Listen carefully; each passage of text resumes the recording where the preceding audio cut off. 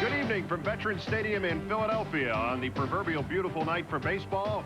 After thunderstorms last night, the Philadelphia Phillies will host the Houston Astros in a week of thunderstorms baseball-wise for the Phillies, who are maintaining their 7-game lead atop the National League East, as we ask the question, is there a pennant race in this division?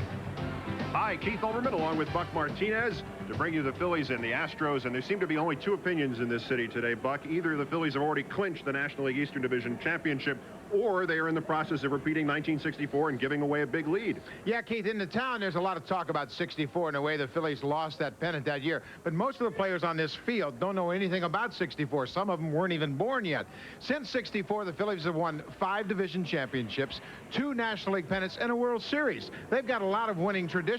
Yeah, they haven't won since '86, but too many good things have happened this year to let it slip away. Their leader's Lenny Dykstra, and he took things into his own hands last night with this 3-run homer. They were losing 3 games of the 4-game series on the verge of being swept. So Lenny Dykstra said, don't worry about it, fellas. I'll do it. And he's been doing it all year long for him. Meanwhile, a team that has not done it all year long, the Houston Astros, truly a disappointment. And one of the pitchers who's been a disappointment for them this year, facing a pitcher whose trade last year to the Phillies by the Astros was certainly their disappointment of '92.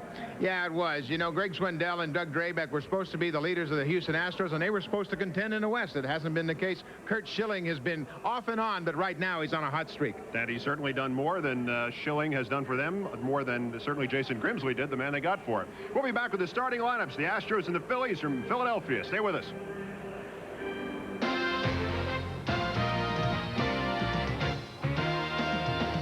ESPN Major League Baseball is brought to you by Cold Filtered Miller Genuine Draft. Get out of the old. Get into the cold. And glad to have you with us on ESPN's Friday Night Doubleheader Baseball. We'll be keeping you up to date with all the other activity, including Dave Winfield, who is 4 hits away from 3,000 for his career. We'll take you there live if he gets close enough. The Twins playing a doubleheader against the Texas Rangers. Texas 5 games off the lead in the American League West. Second inning, David McCarty batting. Mario Diaz and Strange got him good. They turn the double play in the 3rd inning. Texas holding a 2-1 lead. It has moved now to the 4th inning. The Red Sox and the Indians, top of the 6th, 2 on for Felix Fermin off Roger Clemens. Over Billy Hatcher's head. Bell and Sorrento score to give Cleveland a 4-1 lead. Bottom of the 6th, Mike Greenwell hits it up, out, and gone off Bob Ojeda. A 2-run homer, his 11th of the season. It's a 4-3 lead in the first of a doubleheader in Cleveland. The Indians have it. They're in the 8th inning. Some other activity, the A's and the Orioles. Mike Mussina going for Baltimore tonight, just a half game off Toronto's lead, tied with the Yankees in the American League East. The Jays at home with California. Stottlemyre pitching for Toronto. The Yankees in Kansas City, Jim Abbott and David Cohn, an exciting matchup there. Over in the National League, Cincinnati and Montreal, bad news for the Reds. Kevin Mitchell out for the remainder of the year with a shoulder injury. Rotator cuff problems have knocked him out. Mitchell only played in 93 games through the course of the season. Later on, the Braves at San Diego and the Cardinals at San Francisco. We'll send you back out to Keith Olbermann and Buck Martinez. Enjoy the game. We'll update all the other activity. Chris, thank you very much. Back at the vet where we await the start of the Phillies and the Astros as let's look at the starting lineup that Curt Schilling of the Phillies will face. For Houston, of course, it's the now power-hitting second baseman, former All-Star Craig Biggio leading off. Following him, Steve Finley hitting at .263 and in center field after a terrible start after a bout of illness. Jeff Bagwell, the first baseman, hits 3rd. Luis Gonzalez over 300 now after his own terrible start. His cleanup hitter batting 4th and playing in left field. Ken Caminiti then hits 5th and plays 3rd. Eric Anthony, who's tailed off after a terrifically hot start for the Astros, bats 6th, that is in right. The left-handed half of the platoon, Eddie Talbensee, the catcher, hits 7th. Andrew Arcedeño 8th, and Greg Swindell, the starter, is 9th. Curt Schilling's on the mound for the Phillies, and he's the winner of 4 straight. Schilling on the season 12-6.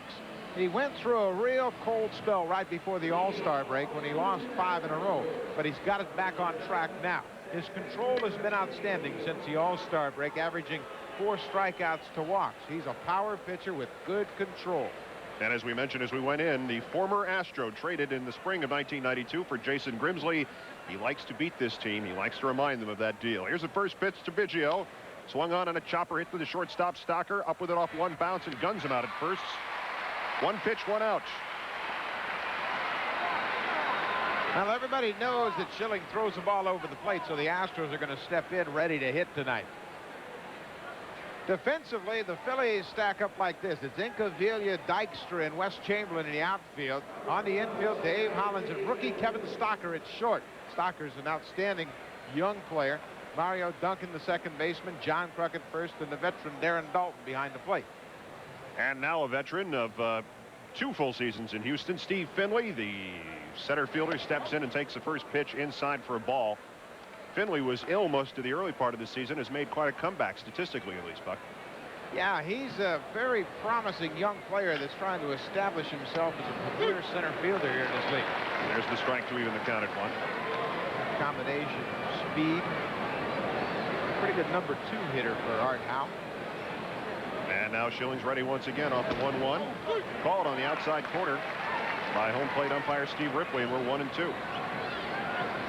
You say speed and power and also chiropractic skills. He was toying with becoming a chiropractor. See him back away from that pitch? No, I'm sorry. It was a terrible play. Even your count at 2-2. All right, I got one out of the way, Buck.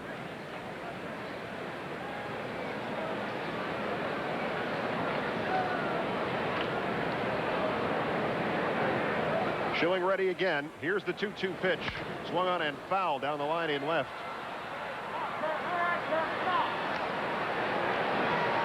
I don't know. Do you think that that any of the players that the Astros got in the Glenn Davis deal, he or Harnish, or in fact Schilling was the other guy, any sense of vindication or any contact or reaction at all to the Glenn Davis thing? I don't think so. And now Finley is hit one deep to right. Back goes Chamberlain to the fence. He'll watch it go. Home run, Steve Finley, and the Astros take a 1-0 lead. The ball just carried and carried and carried. And it's been a notorious thing for Schilling this year in terms of home runs, Buck. Just another one.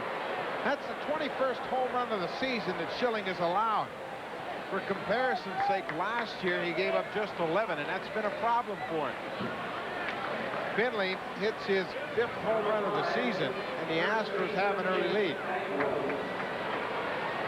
Here we are tight on the swing, Buck. Well, you can see he got under it a little bit, but all day long during batting practice, the hitters were talking about just how well the ball was carrying. You can see Chamberlain just runs out of room. All right, Bagwell has stepped in and taken a strike. His 61 extra base hits leads the Astros, and it is in fact more than any other player in this ballpark. He would have led the Phillies if he were playing for them. Here's the 0-1.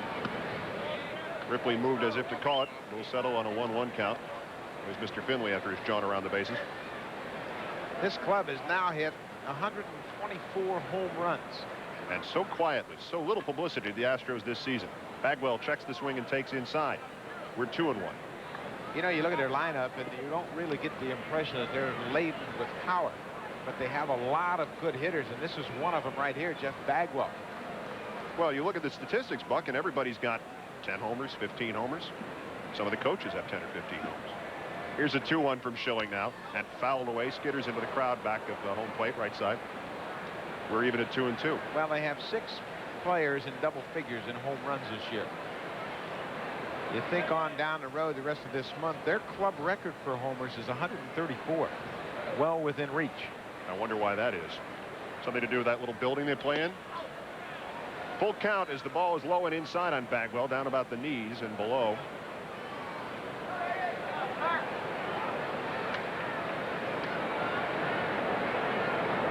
They didn't know if he was going to be a power hitter coming out of the minors, but he played in some large ballparks there. 3-2 pitches way outside, and it has not been a good start for Curt Schilling as he walks Bagwell on 6 pitches. Keith, you know, everybody in this Philly locker room earlier in the ballgame said, oh, yeah, we're not worried about what's going on right now. But when you get on the field, players have a tendency to press a little bit. Yeah, they've got a 7-game lead. They're just 22 games left on their schedule. But you've got to eliminate all that negative thoughts and just go out there and do your normal thing. And as Luis Gonzalez steps in, we were talking before about the possibility that Schilling, still wanting to prove that bad trade to Astros executives, may overthrow to some degree as Gonzalez sends the first one down the left field line into the stands. Well, if he is overthrowing, you're going to see a lot of balls up in the strike zone.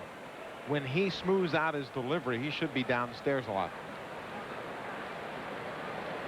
Luis Gonzalez is a story in his own right. We talked about what a great second half Steve Finley has had coming back from injury. Gonzalez has pushed his batting average over 300 when he was in the 230s and 240s as late as July. A year in which he's really come into his own. And swings and skitters it foul down to the second deck behind the plate. Keith, that renewed confidence at the plate goes all the way back into last season. He was sent down to the minor leagues in May of '92. And unlike a lot of players, he didn't think about a raw deal. He thought about playing his way back to the big leagues. And when he was in the minors, he had over 400. All right, with one out and Bagwell leading from first, here's the 0-2. Called strike 3 on the inside corner. And Schilling and the Phillies have their second out of this top of the first inning, which will bring up the third baseman, Ken Caminiti. Here's that last pitch again. Dalton sneaks inside, and so many hitters in the big leagues today with 2 strikes think out over the plate. Schilling crossed him up and got the fastball over the inside corner. And that's the reputation that Gonzalez has. If there's a weakness, it's inside. All right, here's Caminiti at 256. Pops this one up. The second baseman, Duncan, has a bead on it. And right on the stripe, he's got it. So for the Astros, 1 run on 1 hit, no errors, and a man left. And after the top of the first, 1-0 Houston. Stay with us. Baseball rejoins you from the vet in Philadelphia, where the home run in the top of the first inning by Steve Finley has the Houston Astros atop the Phillies 1-0. Let's look at this Philadelphia Phillies lineup. It is a fairly traditional one, facing left-handers. Lenny Dykstra will lead off, center fielder, hitting .306, 2 homers, career high 5 RBI last night. Mariano Duncan bats second and plays second. John Kruk, your first baseman, still hitting at .320 and batting third. Dave Hollins in the cleanup slot at third base. Darren Dutch Dalton catches and hits fifth. Pete Incaviglia back much sooner than expected after a knee injury the other night. He's in left field, batting seventh. Wes Chamberlain, who will be in right as part of the platoon with Jim Eisenreich. Kevin Stocker, the hot-hitting rookie shortstop, at .339 going in, bats eighth. Curt Schilling's the pitcher, batting ninth, and they will face the left-hander out of the University of Texas, Greg Swindell. Greg Swindell signed as a free agent in the offseason, and the Astros had hoped he'd be their #2 pitcher behind Doug Drabek. But he's had a bout with shoulder problems. His last 5 starts have been good. He's 3-2 in those 5 starts. He's had 28 strikeouts and just 5 walks. One thing Swindell's done recently is he's eliminated the curveball. He's trying to get his slider back, so he's eliminated the 1 breaking pitch to concentrate on the slider.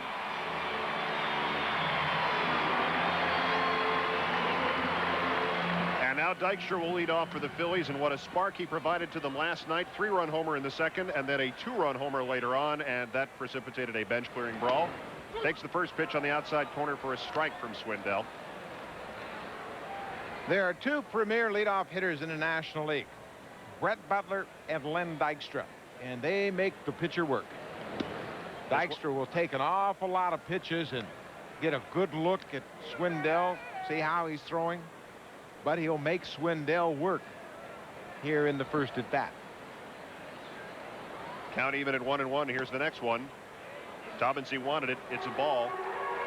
How long will Lenny Dykstra be at bat? He likes to wait out Mr. Swindell, does he not? Well, Swindell has faced Dykstra earlier in the year in 2 different at bats. One at bat 15 pitches, the other one 12 pitches. This one's fouled out back here, fortunately far enough away and above us in the booth to even the count at 2-2. Maybe that explains why, and you can't go with these statistics as if they mean a great deal, but Len Dykstra is a .500 lifetime hitter against Greg Swindell, and perhaps it is it to the pitcher's advantage or the batter's advantage to sit there through a long at bat? It's to the batter's advantage. He sees all of his pitches, gets a good read on the movement. He's able to pick up the spin on the breaking ball, and all good hitters will tell you, boy, if I get a chance to foul off some tough pitches and really make him work, I feel better with every pitch. And this is where a hitter can wind up in the box score with a strikeout, and if he's had a tremendous at bat from learning something, it's worth his while. Another 2-2 to Dykstra. Must have been high. We're at 3-2. You cannot say enough about what Dykstra has meant to the Phillies offensively this year. There are just no words to describe it. And the key ingredient, this is the same player that they've had since they got him from the Mets in '89. The key ingredient has been he's been healthy. All right, here's the payoff, and he laces it down the right field line. This will be extra bases. Dykstra motoring past first. In the corner, Anthony's digging it up. Dykstra not even pausing, going to third. There'll be no play as Dykstra slides in unnecessarily with a triple.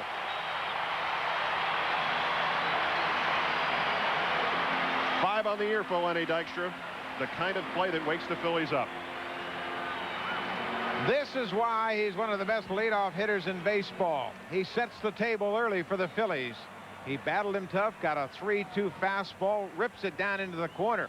Anthony's momentum carries him into the wall, and by this time, Dykstra's all the way to third. And the slide in a precautionary measure at worst. Well, he had to get dirty. Yeah. Wouldn't be a full night for Len if there wasn't some scuff there on the uniform. All right, here's Duncan, who charged the mound last night and started the rumble with the Phillies' potential tying run at third base. Takes a strike. You know, funny thing, Buck, about Duncan, over his dugout was the sign, "Let's get ready to rumble," and it did not go up after the fight last night. He was hit by a pitch after Dykstra's second home run, charged the mound, and it was all over the place. Ollie Oxenfree. Swindell now at 0-1, delivers. Called strike on the inside corner. Well, he's trying to work him inside. Mariano Duncan is very good up and out over the plate, particularly in a situation where the sacrifice fly will cash in a run. So Swindell is crowding him on both of the first two pitches.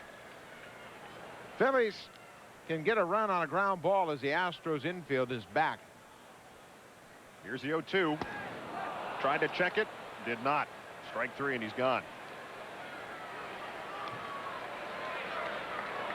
The Astro defense, they've committed 102 errors. They need to improve in that area somewhat if they're going to move up in the division. In the outfield, it's Gonzalez, Finley, and Anthony.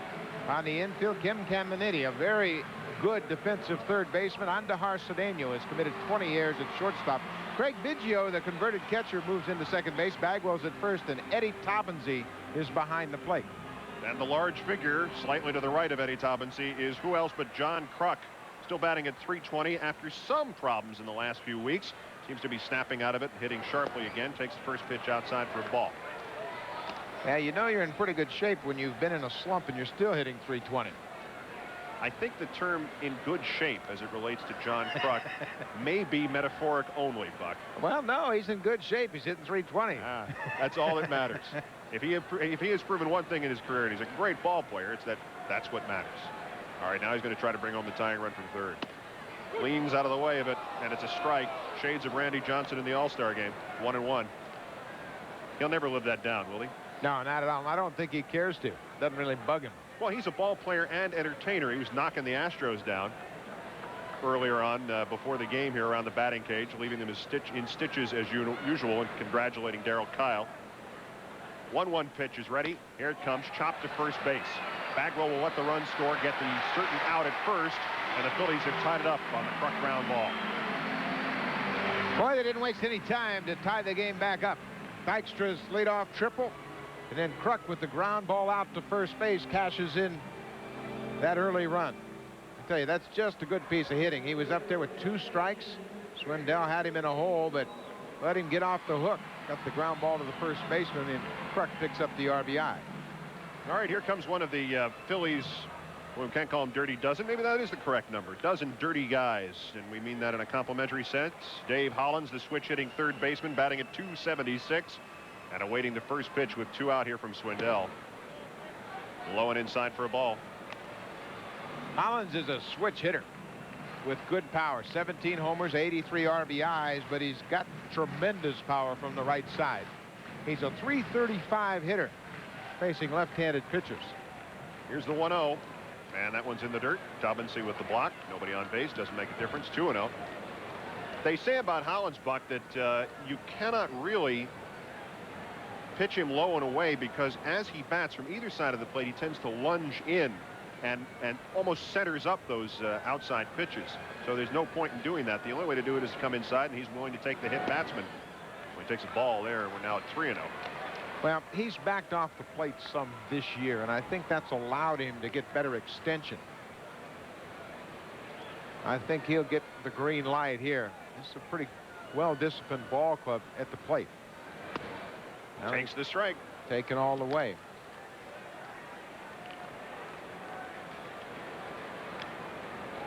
Yet another one of the products of the San Diego Padre farm system, and one awful winter when they traded away Carlos Baerga and let Dave Hollins go in the draft.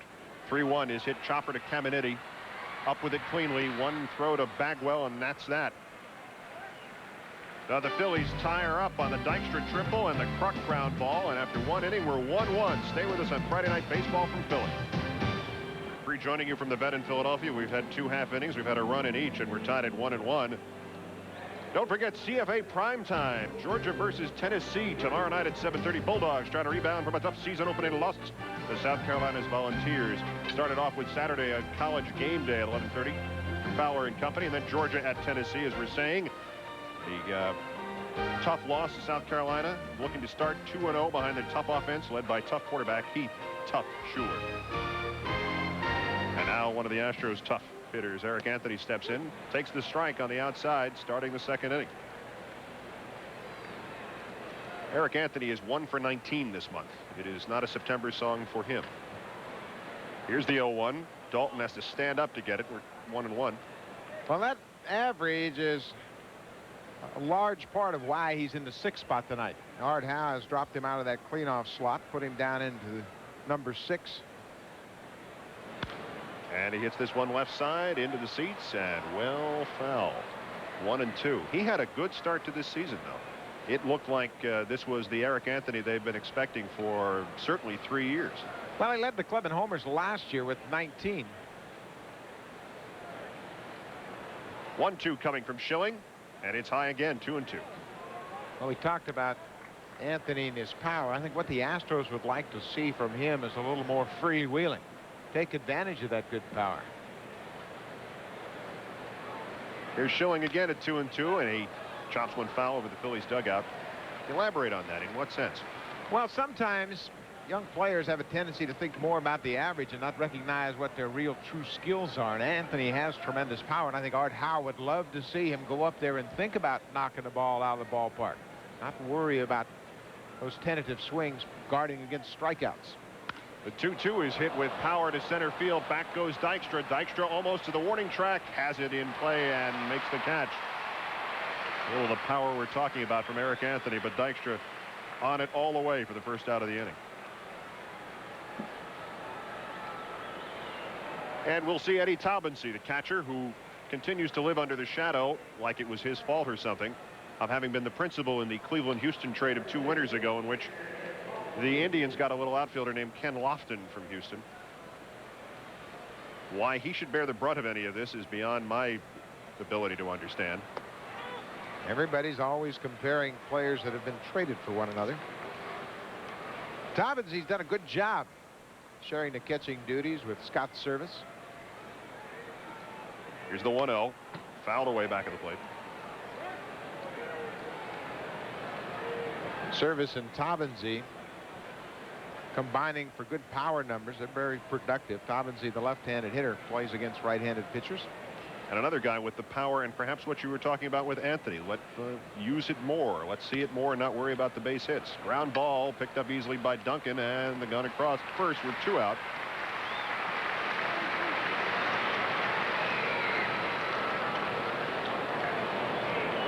We're at Veterans Stadium in Philadelphia for ESPN's Friday Night Baseball. Keith Olbermann along with Buck Martinez, tied 1-1. Finley with a homer in the first for Houston. Dykstra's leadoff triple in the bottom of the first and a Kruk ground out tied it up in a game that is, well, not vital to the pennant race, but pretty good. Buck Martinez to my right. If you've got a stereo television, he's coming out of the right speaker and I'm coming out of the left. No, it doesn't work that way? I guess not.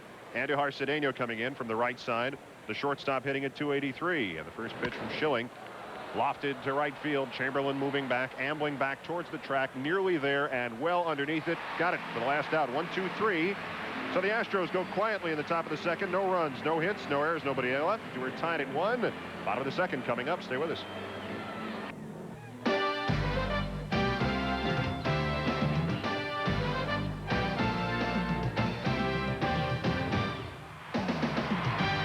Join you from Philadelphia from the vet. That would be the sign of the Liberty Bell and being an indicator as to where we are. Keith Olbermann with Buck Martinez and somebody who's hit the bell a couple of times for the Phillies this year. Darren Dutch Dalton, the catcher, stepping in to lead the bottom of the second against Greg Swindell. Takes the first pitch for a strike.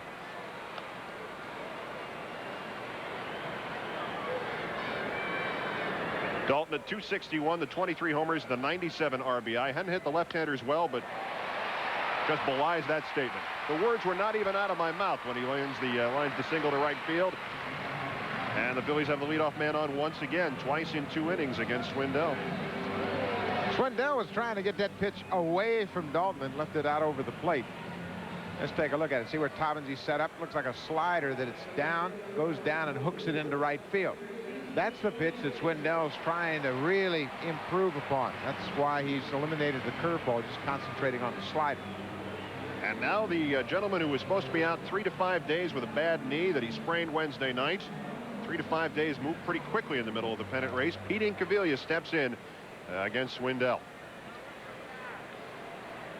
With just 93 hits this year, he has 83 RBI, 13th best performance of all time with anybody who's had as many as 83 RBI in a season. That's an arcane stat, but it does indicate some productivity, Buck. Well, it sure does. You get up to the plate with guys on base, and Incaviglia delivers. You mentioned his knee problem. He injured his knee Wednesday night, chasing down a triple in the outfield.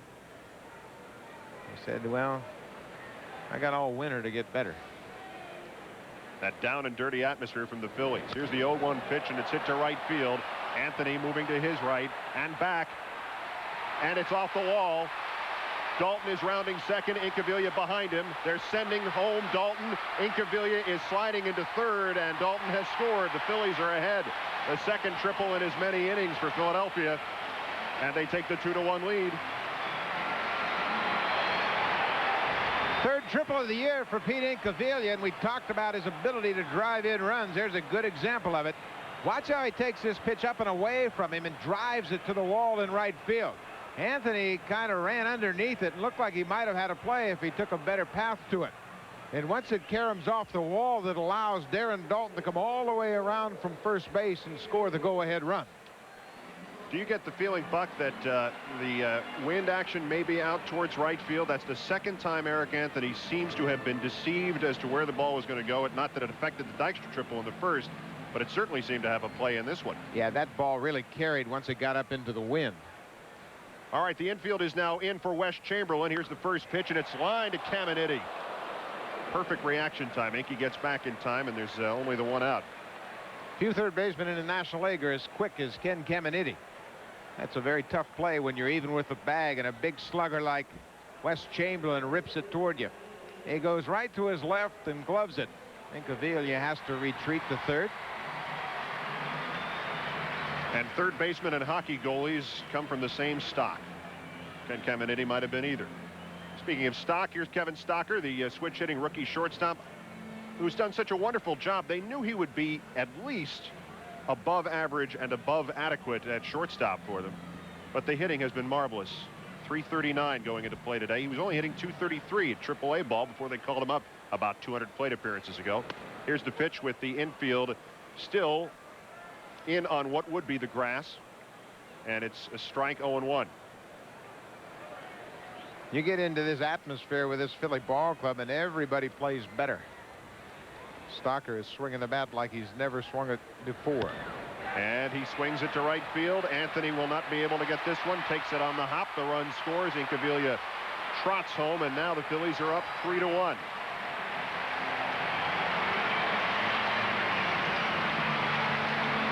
Devin Stocker hit 220 at Spartanburg in his first year as a pro in '91.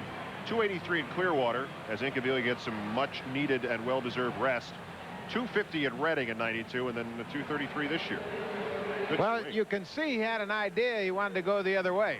He takes that breaking pitch away from him and dumps it in front of Eric Anthony. That's his 28th RBI. No problem with Incaviglia's knee as he comes across the plate to score. And Stocker now at .418 batting right-handed after that RBI single. And here's the pitcher Schilling. It might be a bunt. He bunts through it for the strike.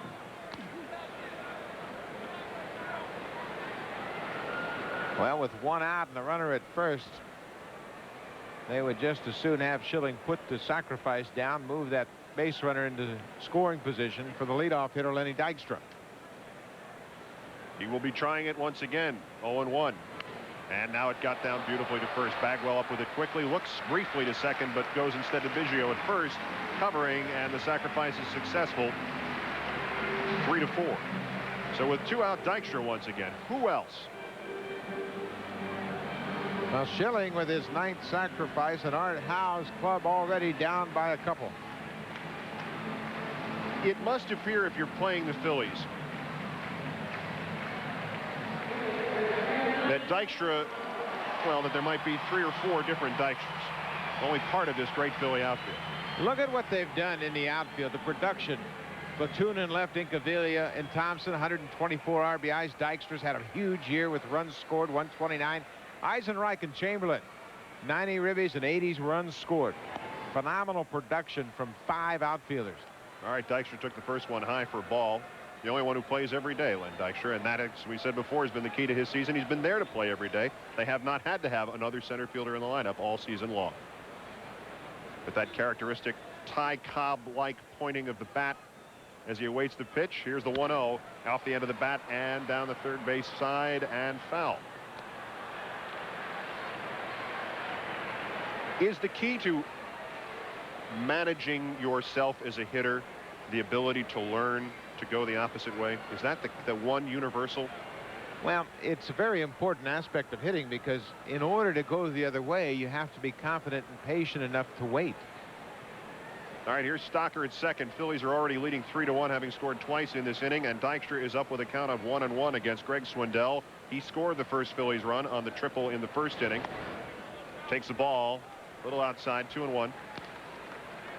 Dykstra saw 7 pitches in his first at bat, ended up with a leadoff triple. This is what Jim Fregosi loves about Lenny Dykstra. He steps into the batter's box with a plan, always thinking about which pitch he might get, has great eye at the plate, very patient. Here's the 2-1. It's low and in the dirt for 3-1. And then there's that look that he gives you as a pitcher. Is it a smile? Is it a grimace? Is it a stare down? What is it? It's Len. That's what it is. It's the old proverbial game face.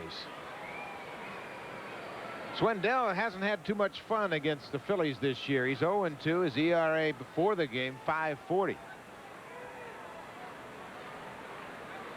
3-1 from him now. That's a strike. Must have just made it. We're at full count, 3-2. As we were when Dykstra tripled in the first inning. Underscoring your point, Buck, about his willingness to stand in there and go through long at bats and try to get an advantage.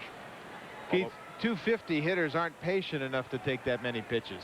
300 hitters take a lot of pitches because they know they can hit with 2 strikes. All right, here's the 3-2, and it's fouled away once again. And Len is going for a little tour back at the plate. He makes the complete circuit and back into the box.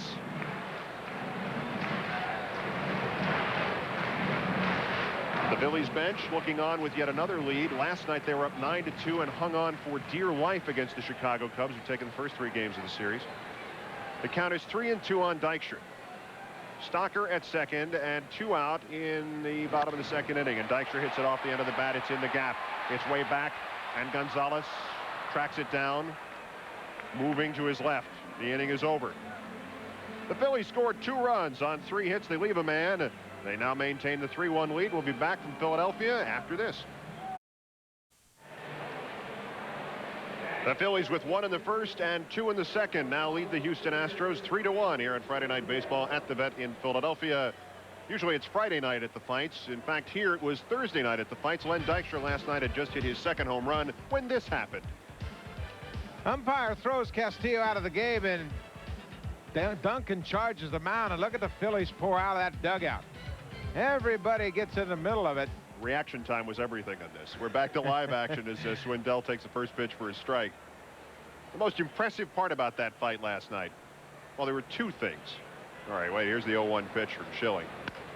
Tap back now to second base, and Duncan, the man who started the brawl, throws him out at second. You got Duncan charging the mound, and he got there quickly. Everybody got out of the dugout immediately, except for Mike Williams, who starts Saturday night, the fight was already in complete progress, and Mike came out of the dugout. His shirt tail was hanging out, leading to the theory that he was either relaxing in the clubhouse or was otherwise occupied in some way. in any event, he was out there last. The other one was Terry Mulholland with a bad hand in the middle of everything, pulling Darren Dalton off. It was a major league fight, brief, no one was hurt. That'll do, I guess. I'm corrected that right. Frank Castillo did get a cut between the fingers of one hand as Biggio takes a strike, and we're 0-1.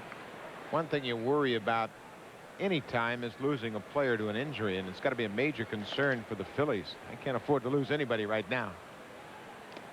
Biggio swings through the second pitch, and we're 0-2.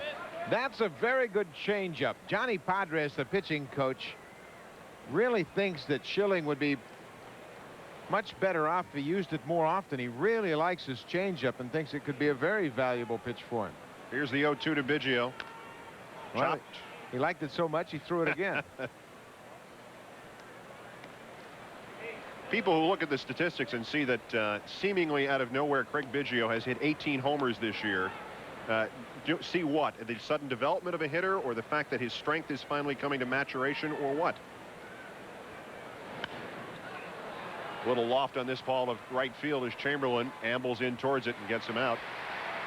Well, there's a lot of people around baseball in both leagues that believe there's something going on with the ball. Ball's really jumping. But I think in Biggio's case, he is just now understanding the knowledge of hitters, his own strengths, how to be more selective at the plate, and look for pitches that he can drive out of the ballpark. He hit for power, 13 homers, I guess it was, in '89. He hit for power in the minors to some degree, and in college, so it's not a total surprise.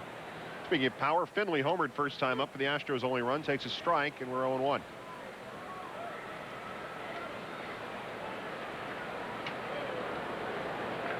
Working quickly. Schilling's back with another one.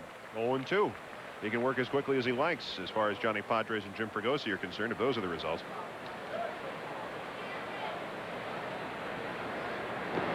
This one's in the dirt, and Dutch Dalton flings off the mask to go inspect the ball. Returns it to Steve Ripley, and now Schilling will get a new one. Keith, when you have a 2-run lead in the ball game, your manager, your defensive players want you to work quickly. Throw it over, put it in play, give us a chance to make outs for you. And of course keep everybody on their toes and in the game. And the fans as well. Not that they have a part in the decision of how the game is played, but the average fan would say keep working quickly. Count 1-2 now on Steve Finley after the home run early, and Jim Fregosi in a relaxed condition now with his Phillies up 3-1. It has not been a relaxing week for him. Last night he had to go out and get his closer, Mitch Williams, before the game was over, which is something he's only had to do 7 times this season. All right, the 1-2 now from Schilling. That's in the outside corner of the plate for ball. Okay, at this time of the season, you'll do those kinds of things when you recognize maybe Mitch Williams didn't have it. You go out and say, okay, well, you've been great for us all year. Tonight you don't have it. We'll go to somebody else. Katie bar the door, I believe, was a well-worn expression that described a game like last night. Count is even on Finley, and here comes the 2-2 pitch. That's low also, and we're full again.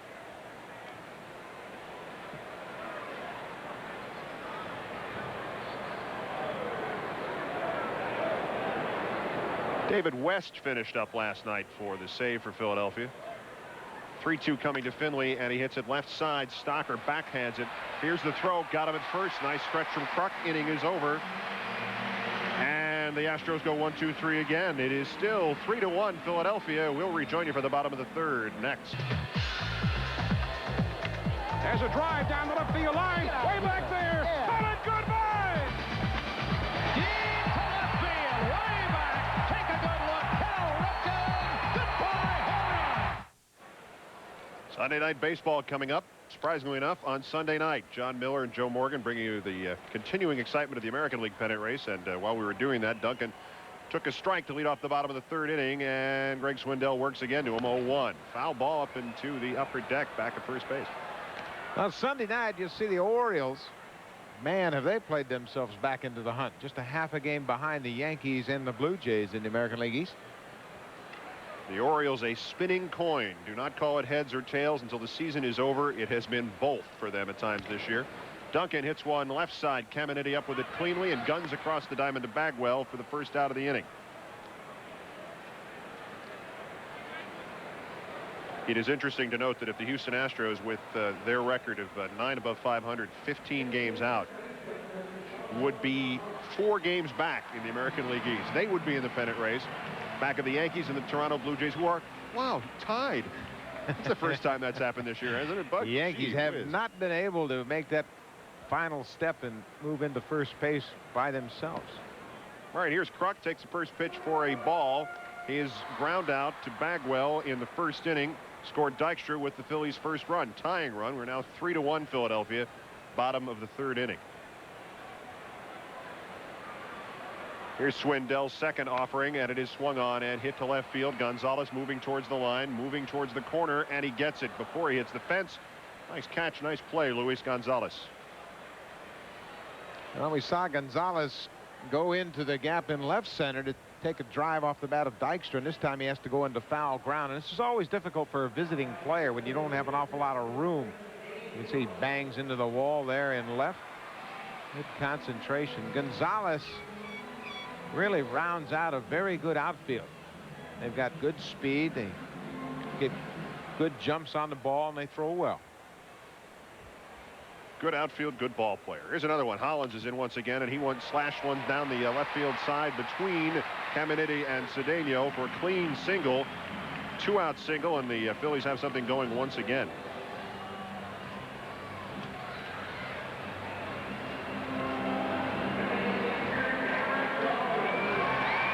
And now here's Dalton. Singled in the second inning to start that 2-run uprising by Philadelphia. They have 5 hits thus far in 2 2/3 off Swindell. Left-handers have been hitting .314 against Swindell this year. The whole league hitting .280. It's been that kind of year for Greg. First pitch is a strike. Hollins leading off first. Dalton surveying the scene.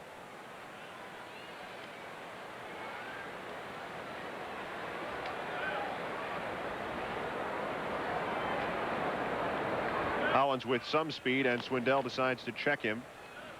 That was not the A move, was it? No, it wasn't. I think he just wanted to send a little calling card. Hollins is 2 for 4 in the stolen base department.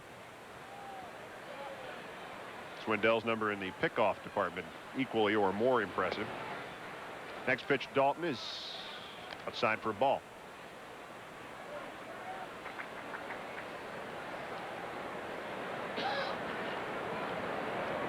A .429 career hitter lifetime against Greg Swindell is Dutch Dalton, and he added to that, in fact, in the second inning with that single.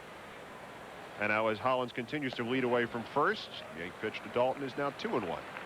Kate, the reason that Dalton has hit so well against Swindell is that he's strong out over the plate. He can get to that breaking ball. If Swindell doesn't make a perfect pitch on the outside part of the plate, anything on the outer half, Dalton can take it into left field. He is strong, period. He showed that in the Rumble last night. He lifted Mark Grace, who's 6'2" and about 190, and flung him. The 2-1 pitch. Tobinsey wanted a reaction from Tom Hallion, the third base umpire. Didn't get the one he wanted, and we're 3-1. Yeah, if I were going to charge the mound against the team, I don't think I'd pick the Phillies. Might wait till the next series. There has not been a great deal of thinking involved in that process this year, as our friend Brian McRae going to the Texas dugout, trying a little variation on the plan, but that didn't work either. And not a couple good moves. Buck Martinez deftly avoids certain injury on the foul ball from Dalton. Missed it. Missed it by that much. Had him played perfectly, though. Lined it up perfectly. Notice how quickly I went to your defense. Frozen in my chair. 3-2 count continues on Dalton. There goes Hollins, and he's got another one. This one's a little higher above us. We'll let the fans deal with that one, Buck. Thank you. Darren, we got the message. Thank you very much. Say something nice about him before he does it again.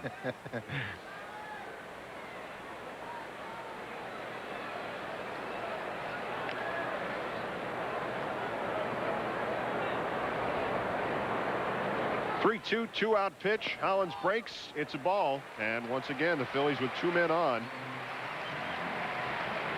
for Incaviglia.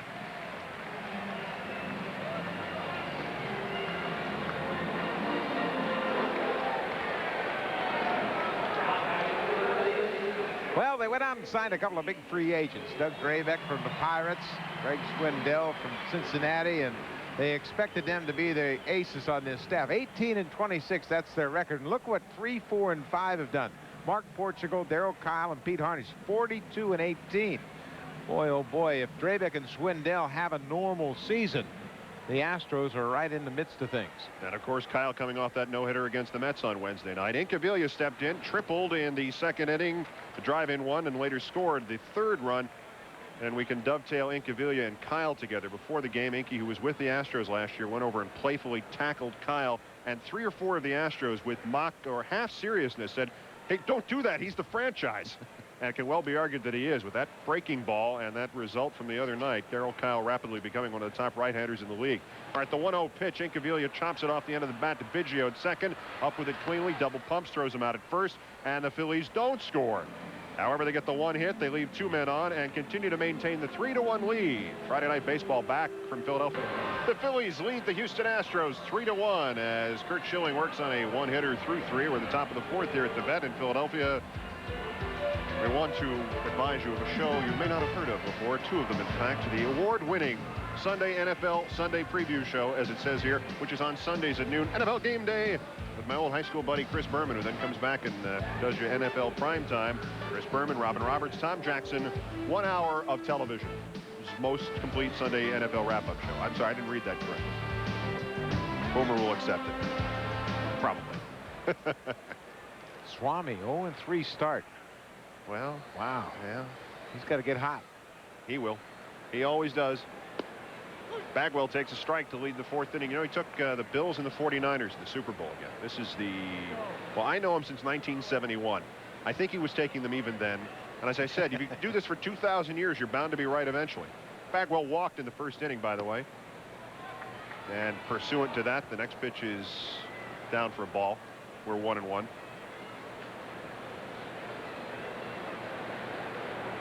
I love this swing. I've always loved Bagwell's stance and the swing, and he responds on cue by fisting it down to right field. He's going for 2. Here's the throw from Chamberlain. He's out at second.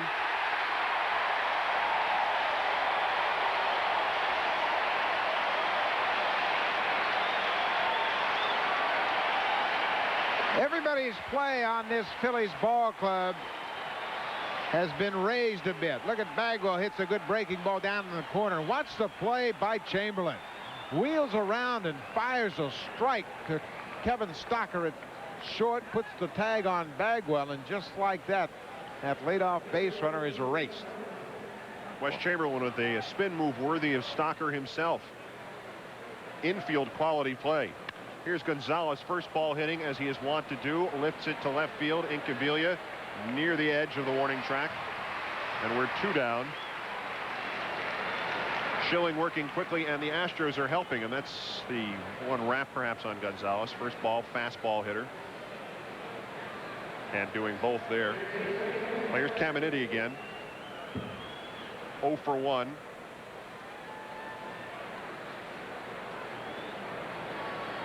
Among the Astros on the team now, he has the best career batting average against Schilling at .308.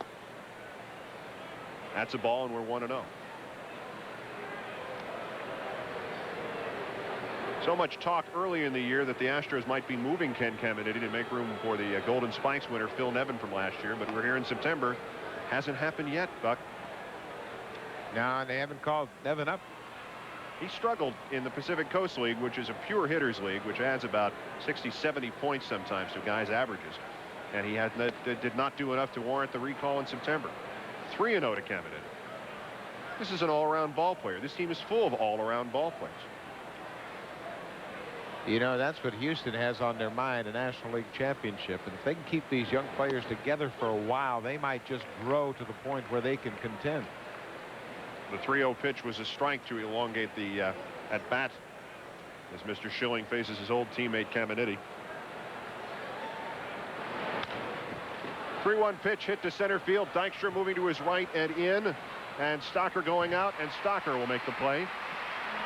We're out again, 1-2-3 for the 3rd straight inning. The Phillies still lead the Astros 3-1 on Friday Night Baseball. Myers 3 weeks from tonight. That will be the last promo we'll do. We go on the air with ESPN2 3 weeks from tonight. I'm nervous. Chamberlain, Stocker, Schilling, bottom of the 4th inning. And the Phillies right fielder takes the ball. Well, it wasn't leading off. Well, David Raymond is in the house, the Philly fanatic, joining the Astros on their bench to consult. Chamberlain takes another ball, 2-0, 10 assists now after he threw out Bagwell, trying to stretch the single to a double to lead off the top of this frame. And now he'll look from the 2-0 from Swindell. Chopped foul by the plate, and it's 2-1. Wes Chamberlain with a total of 12 home runs this year, and it's not surprising. He's playing in a platoon. 9 of them would be off left-handed pitching. That's why they have platoons. Yeah, they thought he was going to be an everyday player, and he might well be, but right now he's really come into his own. Jim Fregosi has matched him up fairly well this year. Eisenreich, the other half of the platoon, and what a job he has done in his 132 games for the Phillies. And I guess the expectation was, when Lee Thomas could not sign the John Smileys or the big ticket guys, that they'd get Eisenreich to fill in off the bench and play somewhat with Chamberlain. And now Chamberlain hits one deep and high to left center field. Here's the catch by Finley, and we're out here. Let's go back to the studio and Chris Myers. All right, Keith, Budweiser takes us to Toronto scoreless with the Angels. Leftwich, bottom of the 3rd with a man on, and Alomar delivers to score Pat Borders, who had doubled. It's 1-0 Blue Jays. Todd Stottlemyre has that lead. Let's go back to Veterans Stadium. Thank you, Chris. Blue Jays 1-0. Is that score going to change perhaps during the evening at some point, Buck? More than likely, several times. An adventure. American League East reading like a bad mystery novel or a bad Wild West novel or any kind of novel you like. Here's Stocker, fakes the bunt, takes the strike. Singled in the 2nd inning to drive in the 3rd and so far last Philadelphia run. I remember hearing Peter Gammons raving about this guy in spring training and going, oh, what's the fuss about? Raising the game, as you were saying, the ability to go to the opposite field as we saw in his previous at bat. And there. Foul ball, 0-2. Keith, John Vukovich, the dugout coach for Jim Fregosi, has been a major league coach for 12 years, and he says he's never seen a young player come into the league with the instincts of Kevin Stocker. He positions himself well in the field. He understands what it is to look for pitches at the plate. He's really more advanced than his experience would indicate. Takes the 0-2 for a ball. Saw him in the Eastern League last year. Nothing exceptional in the ball game that I happened to see as we harken back to 1980 and the Philadelphia Phillies World Championship after 100 years of waiting. 1-2 pitch is fouled away, tipped off by Stocker. Keeps himself alive at 1-2. Didn't seem exceptional in the ball game, but had that look. You can see it even in the Eastern League, and maybe this is a fan's reaction more than anything else, and I count myself in that group. No, the look of a major league. Yeah, you see players and they stand out, just the way they carry themselves and how they field ground balls. The strength of his arm was always evident. All right, Swindell 1-2, and Stocker swings through it for the strikeout. There's more Toronto news. Chris Myers. All right, Keith Budweiser back to Toronto, and Joe Carter with 2 out off Leftwich. Alomar at first base. And Polonia had trouble coming up with this cleanly, so Alomar keeps running. There's a play at the plate. Carter gets the double. Alomar is in there for a 2-0 lead. Toronto still batting, bottom of the 3rd.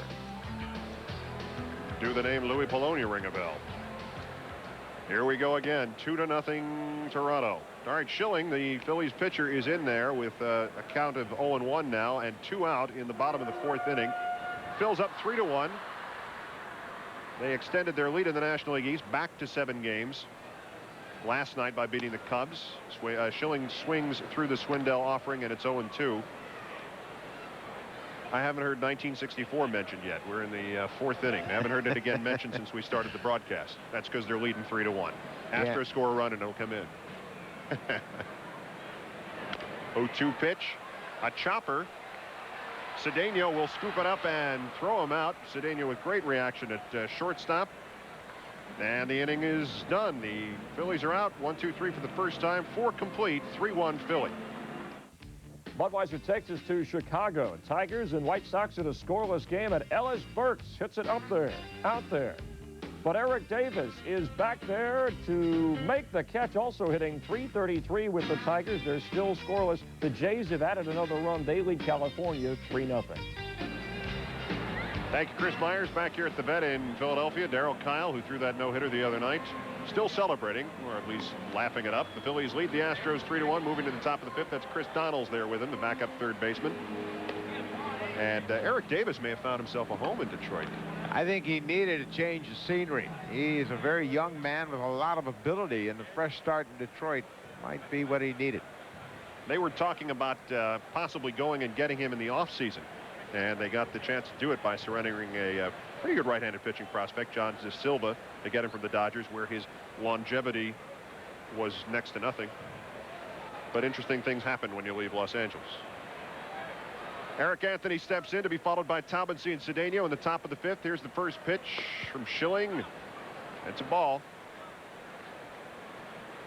Eric Anthony 0 for 1. Flied out to center field, leading off the second inning. Schilling was in trouble in the first inning and has settled down extremely well since. 2-0. Keith, even during this 4-game win streak, it's been a situation where he's always made 1 or 2 mistakes. Tonight he got a pitch up with a full count to Finley, and that led to a home run. As the Phillies look on, if you count Bagwell's single in which he was thrown out at second trying to stretch, he has retired 11 men in a row. And that streak is in jeopardy now on the 3-0 count to Eric Anthony. There's the automatic strike and an automatically good pitch. 3-1.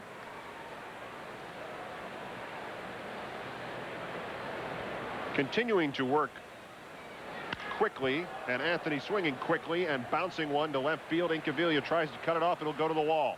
Anthony is moving towards second. Will hold there with a stand-up double as the Phillies get the ball back in.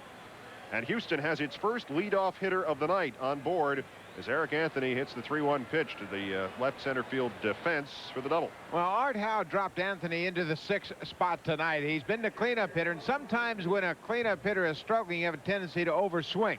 Right here, he smooths out a pitch out away from him and rips it over the shortstop head, and it goes all the way to the wall in left center. So Art Howe, a very good hitter and a former hitting instructor, knows the psychology of a struggling hitter, and he's freed up Eric Anthony, putting him in that 6th spot. Struggling hitter, 4 hits now in his last 38 at bats as Taubensee takes the first pitch outside for a ball.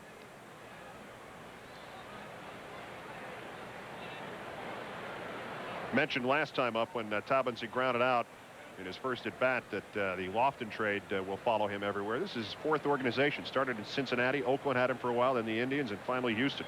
Schilling checks Anthony at second and delivers. Hopped up foul, third base side. Hollins going to the fence. May have a play. It's 2 rows too far for Dave Hollins. That'll be a strike, and it's 1-1. Well, Taubensee is a very valuable commodity. He's a left-handed hitting catcher that throws well. So he's going to have a job for a long time in the big leagues. And we've talked about platoons. You mentioned it earlier. Scott Service, the former Olympian, the right-handed half of this platoon, has hit well this year, caught well, and the Astros have had some good catching this season. It had been a troublesome point in previous years. 1-1 pitch as Schilling takes a quick look at Anthony. Just off the edge of the dirt at second base. He's low again, 2-1. You know, if you combine the 2 catchers' numbers, they've hit 20 home runs and driven in 66. Anybody would take that production from behind the plate. Can't argue with that, and the guy's a switch hitter too. That's the best part. He hits left-handed and right-handed. 2-1 pitch coming from Schilling, and Taubensee hits it a mile high. As Anthony retreats, Stocker's under it for the first out of the inning.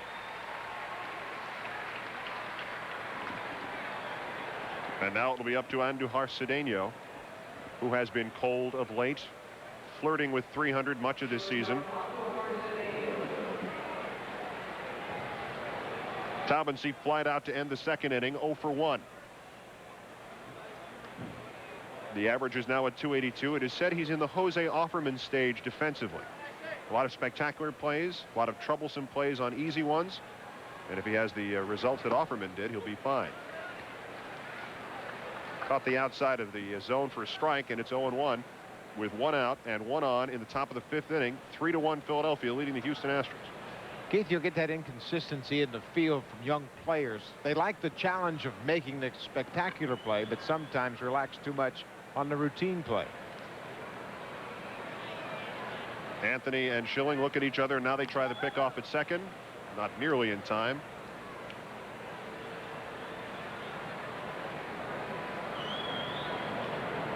Eric Anthony trying to get any edge he can in hopes of scoring Houston's second run. Trying to pick up an extra step or two, which could be of value if wherever Cedeno hits the ball, if he does. The 0-1 pitch is fouled off, hits the screen. We're 0-2. Well, that's the kind of swing that excites this Astros ball club, because Cedeno has some pop in his bat. He has the ability to drive in some runs. So far this year, he's in a situation where he's driven in 45 runs, 7 home runs, decent production from the shortstop position. But they believe he's going to project into about a 60 RBI shortstop. 0-2 is hit down, and a nice dive by Hollins. He looks Anthony back to second, cross the diamond, just gets Cedeno for the second out of the inning. Hollins did everything right on that play. Dave Hollins has 25 errors for the season, and the majority of them have been throwing errors. But that's no problem with his quickness. For a big guy, he really moves around well at third base. Watch his reactions. He goes to his left, gloves it, checks the runner at second, then gets to his feet and fires a strike across the infield to Kruk for the out. Hollins had surgery on his hand and returned to the lineup just 13 days after the surgery. Swindell first pitch hitting, and he hits a pop-up to shortstop. Stocker under it. The inning's over. No runs, a hit, no errors, a man left. Lenny Dykstra will lead off the Phillies' 5th when Friday Night Baseball continues in a moment. Lenny Dykstra got the ball rolling in the bottom of the 1st inning, the leadoff triple that helped the Phillies to their first run, and they lead 3-1 here at the Vet. And Lenny Dykstra, the story as ever, Buck Martinez.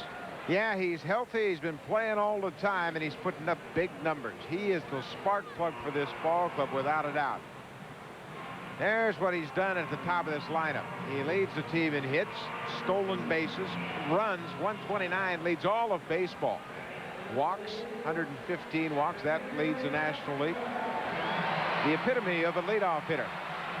Makes the pitcher throw a lot of pitches. In the first 2 at-bats, Swindell has had to throw 14 pitches to Lenny Dykstra. And he's first ball hitting. Up the middle, Cedeno off the glove, and Dykstra will be safe at first. Scoring on it is a base hit, and not surprisingly so. Tough play even if Cedeno had mastered it.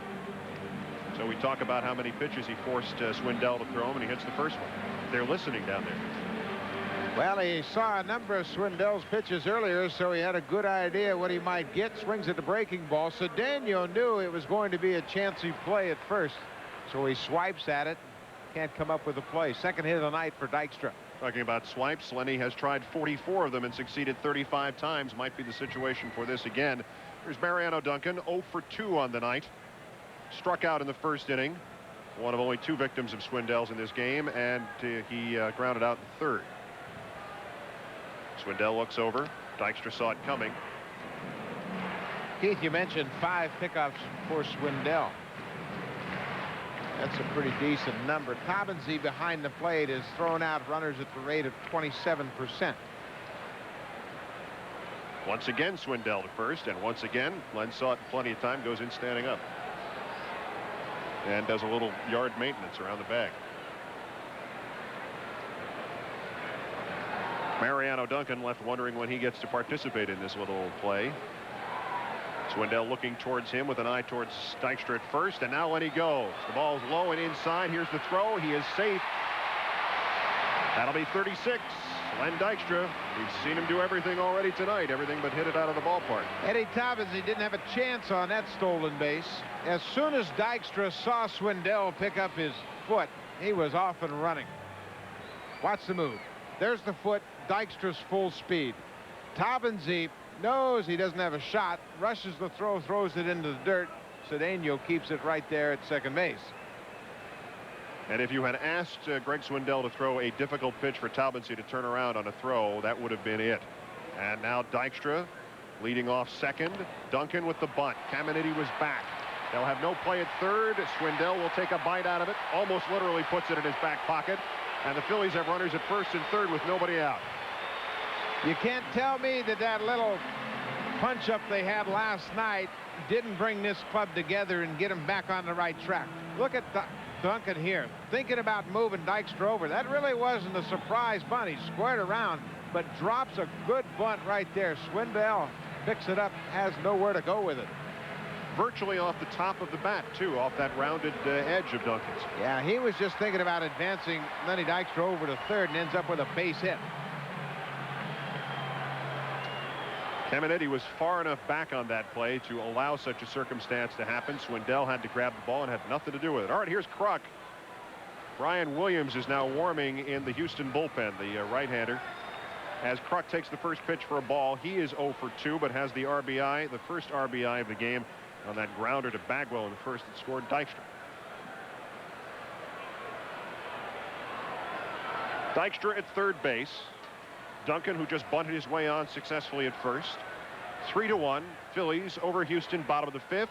The 1-0 pitch is low and outside, and Taubensee is going to go out and have a chat with Greg Swindell. You can see from the emotion of the bunt, the emotion that Swindell showed as we watch Brian Williams warm in the Houston pen, fresh off the disabled list, recently so anyway. And Art Howe contemplating but hoping not to have to make a pitching change. Bob Cluck coming out to the mound to talk, the pitching coach of the Astros.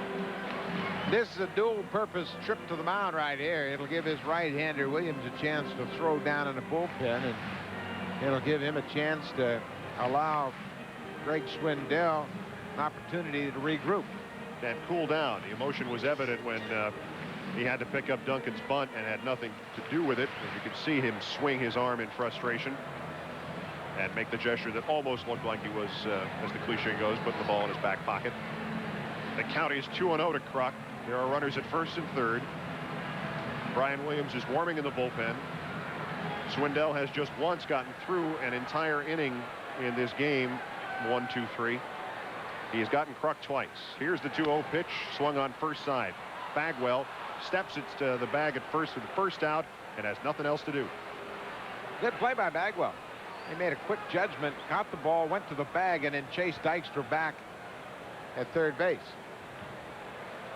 Any bit of indecisiveness and Dykstra can break to home. Once again, Kruk pulls it to the first base side of the field. Look at Bagwell.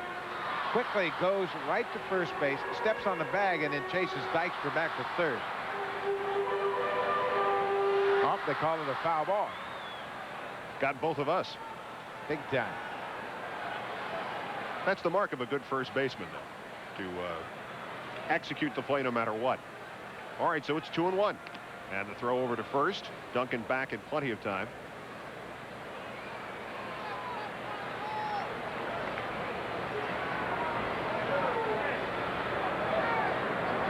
The scenario continues. 2-1. Duncan at first. Dykstra at third. And Kruk flinches on a ball. 3-1.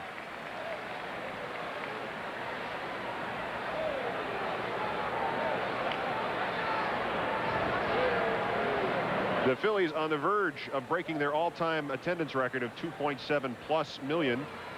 They will do it either tonight or tomorrow, depending on the official attendance, as Swindell again goes to the bag to cut down on Duncan's lead. They need 28,191 to break their all-time attendance record. Did you ever play those guess the attendance contests? Want to get a wild guess here? 3-1 from Swindell, and once again this one is legit. It's a fair ball. They get the out at first and at second as well. Bagwell made that play, had practice for it. It's a double play. Dykstra held third. What a play by Bagwell. He had three different things to think about, and he picked the two that worked for him. Watch it, first base.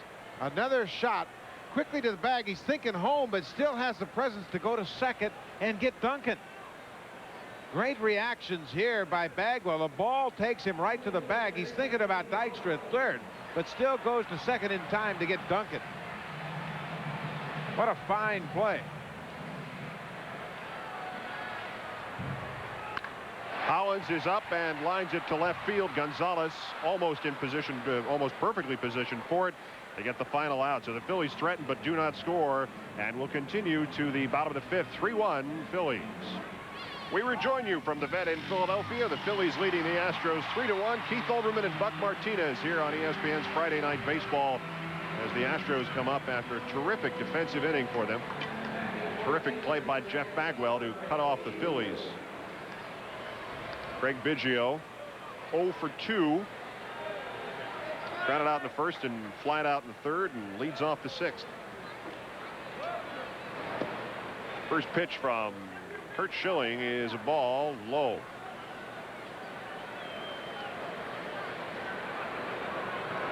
Biggio, for so many years, the fastest catcher in the National League, and losing that designation simply by virtue of having been moved to second base, with an eye towards keeping him fast and keeping him in the National League, as perhaps the wear and tear of a catcher's life might be best elucidated by Buck Martinez. Here's the 2-0. That's a strike. Let me think about that a minute. All I said was, you know, you'd be good at telling me about it here. Not that it necessarily shows or anything, but Biggio was fastest by far. He has made a very nice transition to second base. They also got him out of that catcher's position to take advantage of his offensive abilities. Catchers have a tendency to wear down over the course of the summer. And certainly speed-wise, something Biggio continues to do. All right, now the count will be full after Biggio hits that ball foul. One thing catching did not do was to affect his boyish good looks. Craig Biggio, with every passing year, seems to look a little younger. There is a picture of him, like Dorian Gray somewhere, no doubt, aged and having caught too much. All right, the 3-2 from Schilling. Swung on, back up the middle. Stocker ranging to his right. Spin move, throw to first. He's safe. Biggio beat it out. There are more updates on the American League East race. Chris Myers in the studio with the Orioles highlights. Chris? All right, Keith. Budweiser takes us to Baltimore 4-2, but the O's with the bases loaded, 2 out. Van Poppel to David Segui, who clears him with a 3-run double. And then Harold Reynolds tripled him in the bottom of the third to give Baltimore and Mussina a 6-4 lead. The Yankees have fallen behind. We'll update that for you in a moment. All right, Chris, thanks very much. You need a slide rule to follow the American League East. Going to be a great month in the East. Blue Jays up 6-0. They've lost 6 straight. 3 to the Angels, 3 to the Athletics, and they've got the Angels again tonight. All right, let's reset here. Steve Finley has now stepped in with Biggio at first, leading away. First pitch from Schilling is a ball. Biggio, the stolen base to caught stealing ratio has fallen off somewhat for Craig Biggio. 14 steals, 17 times caught stealing. His lead is conservative at this point. Here's the 1-0 to Finley. And it's 2-0. Keith, you mentioned caught stealing percentage. He was caught 4 times this week on hit and runs, where Finley didn't make contact, and Biggio was an easy mark for the catcher. You don't get the same kind of break at first base when you're running on a hit and run as you do when it's a straight steal.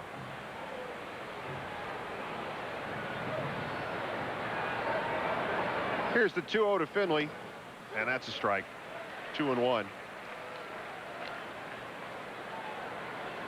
Steve Finley, of course, struggled in his time. We saw the Orioles highlights before. Struggled in his time in the American League as a hitter and developed into one truly in the National League. And the Orioles still thinking not fondly of the trade for Glenn Davis. They released him during the week and have had to watch Finley and Harnish and Schilling succeed in the National League as Finley laces one down the left field line foul. In the first inning, it was a little bit different story for Steve Finley. Well, I got a 3-2 breaking pitch up about belt high from Curt Schilling, and he rips it over the wall to put the Astros up 1-0. That was his 5th homer of the year, but the Phillies answered quickly in the bottom half of that inning. And you saw from the surprise look on Wes Chamberlain's face when we were saying earlier that balls have been carrying to right field and have been getting up and continuing to move up throughout the evening, and a pleasant one it is. We hope it is for you too. All right, count 2-2. Biggio still at first base, still nobody out, still top of the 6th inning, still 3-1 Philadelphia, and Curt Schilling still working to Steve Finley. Here's the pitch off the end of the bat to center field. Dykstra had him shaded that way anyway, moves over and makes the catch.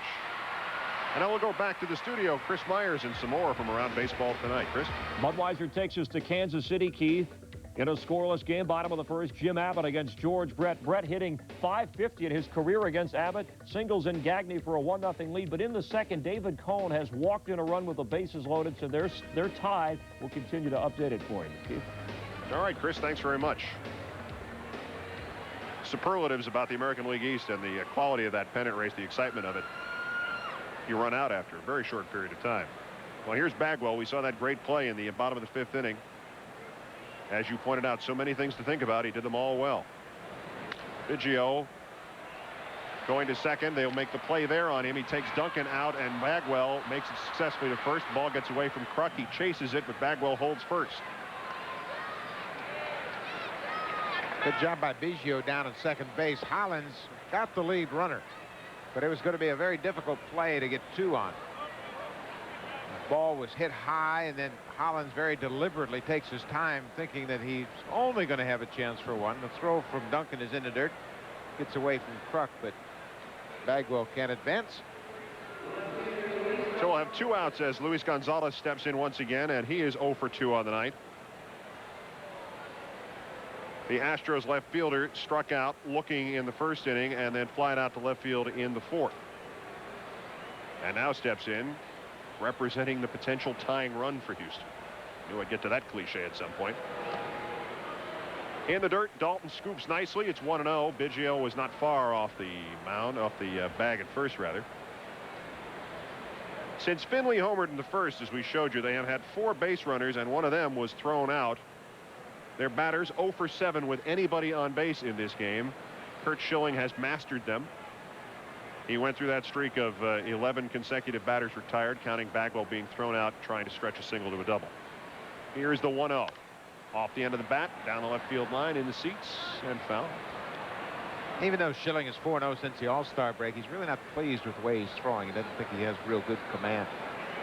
Gonzalez 0 for 2 tonight. His average sits at 300. On Monday, Labor Day, he drove in 5 runs against the Mets. A 2-run double and a 3-run homer. We had a 5 RBI performance here last night from Dykstra, which was his career high.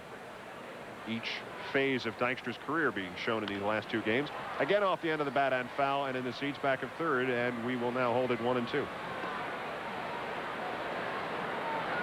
You know, in this day and age of clubs thinking about salaries and budgets and staying within a budgetary framework, it'll be interesting to see if the Astros can keep this young team together beyond their arbitration years into their free agency. Especially so in light of the spending spree by new owner Drayton McClain last year, as Gonzalez fouls it back to the screen. There has been some talk that even this winter they want to pare the roster payroll back to some degree, perhaps not on the scale of the San Diego Padres or anything like that, but a few $1 million here or there. If you could save a few $1 million here or there. Gee whiz, how much you got on you, Buck? I'd like to save a few $1 million too. But you're right, they should do what Cleveland did, or try to anyway. Called strike 3. Gonzalez thought it was inside, jammed him again. We're done in the top of the 6th. The Phillies lead 3-1. We'll continue from the vet after this.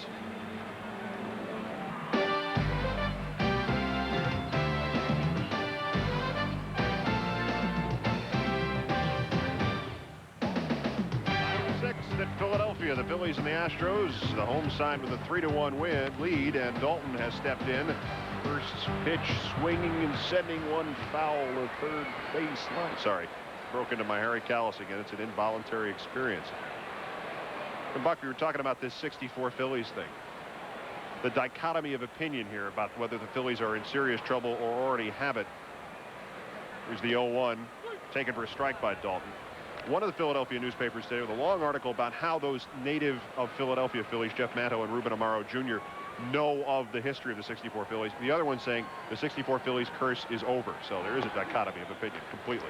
There certainly is. Larry Bowa, the third base coach for the Phillies, was a member of that World Series team in '80, and he said we killed all the memories of 64 in 1980. They won their World Championship. 1-2 pitch from Swindell, and it's taken for a ball, 2-2. The graphic we showed at the very beginning of the broadcast. What the Phillies have done since 1964, the 5 divisional championships, the World Championship, all of that is in fact since 1976. That's the history these guys would remember as they were growing up baseball fans. Dalton powers the 2-2 pitch deep to right field. Anthony goes back to the warning track. It's off it, over his head. It bounces past him. Finley with the ball picks it up as Dalton chugs into second with a stand-up double.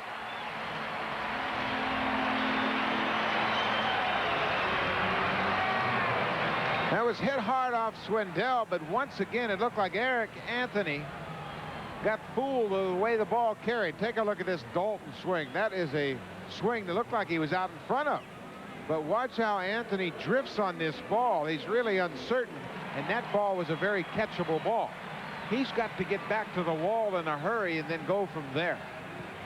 30 doubles of the season for Darren Dutch Dalton, and the Phillies are threatening once again with Incaviglia and Chamberlain and Stocker to follow.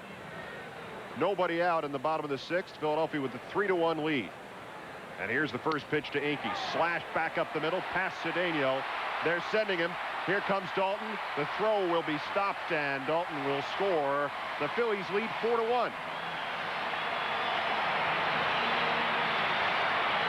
So now make it for Pete Incaviglia. 85 runs batted in on 95 base hits in this season. Keith, the impressive thing about this RBI was Incaviglia was thinking about moving a runner over. He's just trying to hit the ball back up the middle and gets it by Cedeno into center field. They certainly put the team ahead of the individual here in Philadelphia. Dalton comes in to score, and now the Phillies once again lead by 3.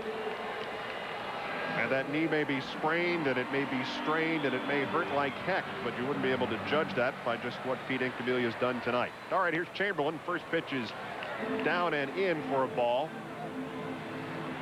The Houston bullpen is active once again. We saw Brian Williams before, and that is he once again warming. 4-1 as the Phillies have scored again, and Art Howe can't let it go much further. Swindell has been in trouble in virtually every inning. The Phillies have put runners in scoring position now in 4 of the 6 innings and scored 3 times for a total of 4 runs. Here's the 1-0 to Wes. That's a strike. We're even at 1-1.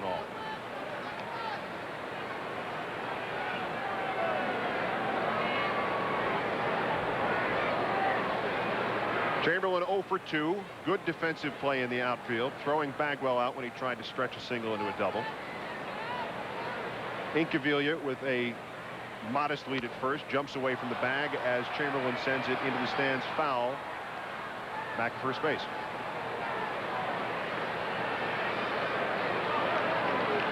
Chamberlain's play was significant in that Bagwell was the leadoff hitter.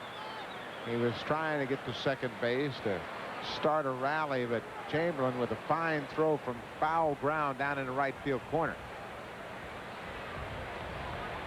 Here's the 1-2. Chamberlain holds up, and we're 2-2. In fact, what he has done in the right field corner and what Eric Anthony has done in various places in right field is a subplot to this ball game, clearly. Yeah, there were a couple of balls that Anthony might have had a play on in right, but it looked like he drifted on them and they sailed over his head. Incaviglia's triple into second, and then Dalton's double. Off the end of the bat, Chamberlain stays alive at 2-2.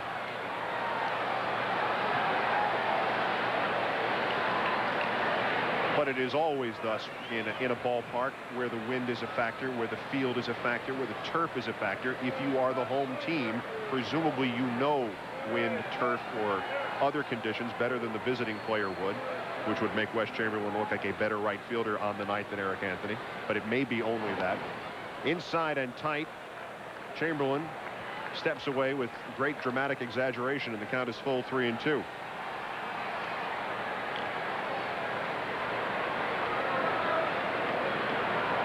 Still nobody out, and Incaviglia at first, having driven in Darren Dalton with the 4th run of the ball game. The Phillies leading the Astros 4-1 here at the vet as Swindell checks him over at first.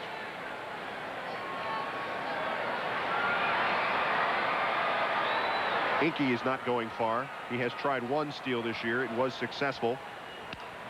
Bat and ball go towards Swindell. Cedeno picks it up, touches second for the out, and then on to first for the double play.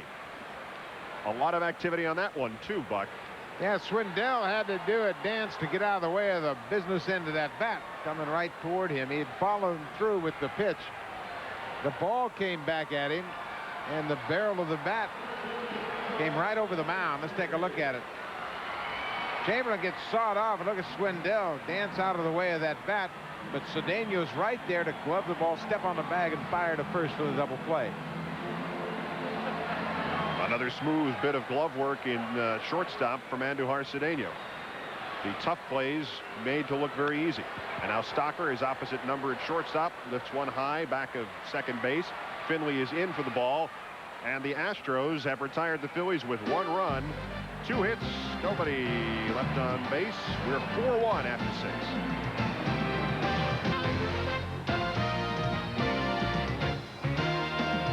ESPN Major League Baseball is brought to you by Budweiser. Fresh, pure, natural. Proud to be your Bud.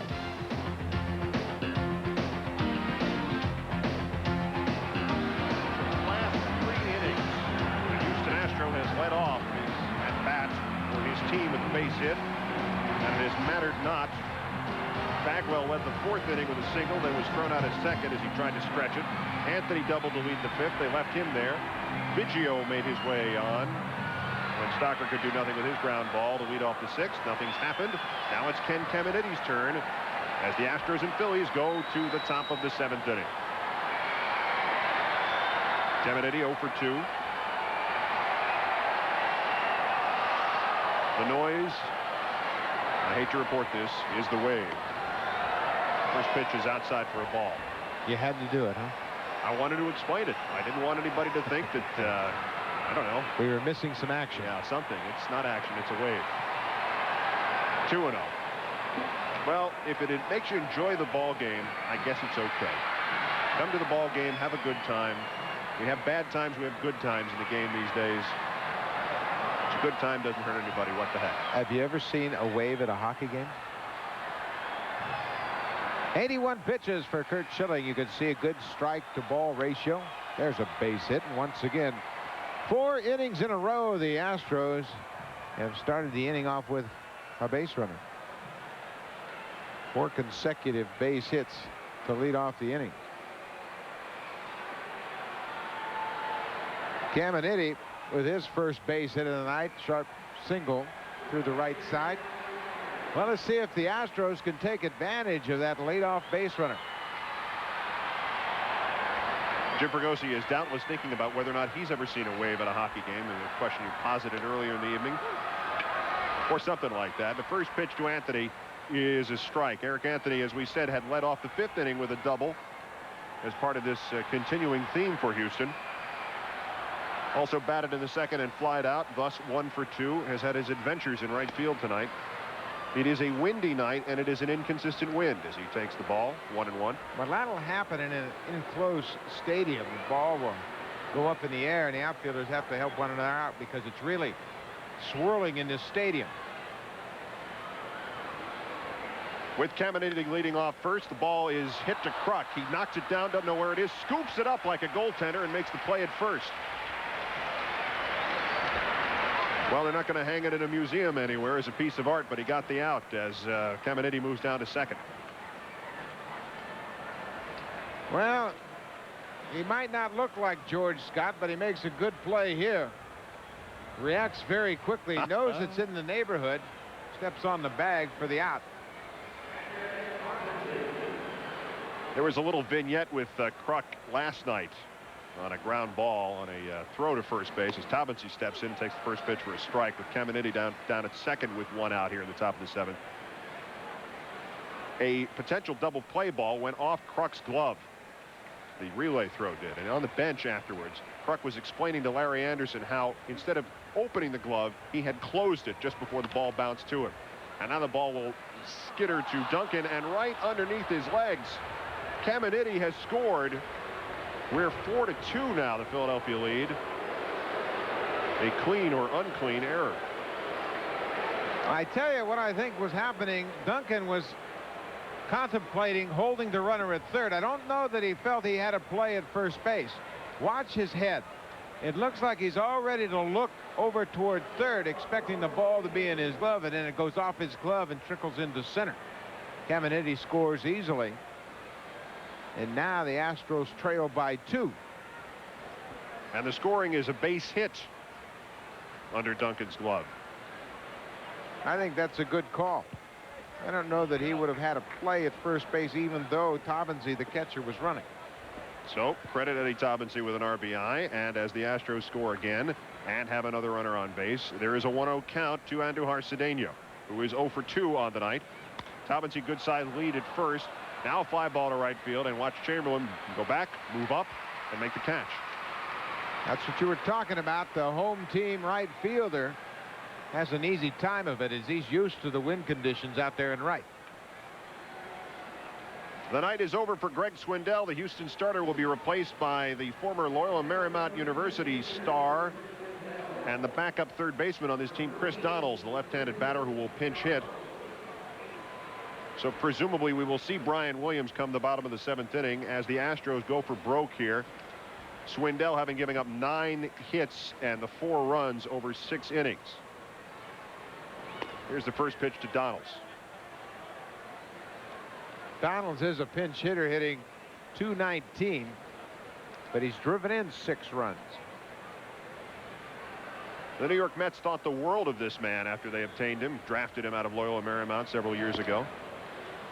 Second pitch is outside for a ball. He did not cut it at the major league level. That's the easiest way to put it. Not for them. They exposed him to the expansion draft. The Florida Marlins readily took him from the Mets. And then within a few weeks they had to make a roster move, clear a spot on for somebody who had been signed. And Donalds was put on waivers, and Art Howe and Bill Wood and the Astros grabbed him. And he has been a pinch hit and fill-in specialist for them this season and has done a good job. Here's the 2-0 pitch. Hit to right field. Chamberlain will move in. Makes the catch. Gloves it, and the inning is over. The Astros score once. They cut the Philly lead to 4-2. You'll see the bottom of the 7th, and we hope to see you in a moment.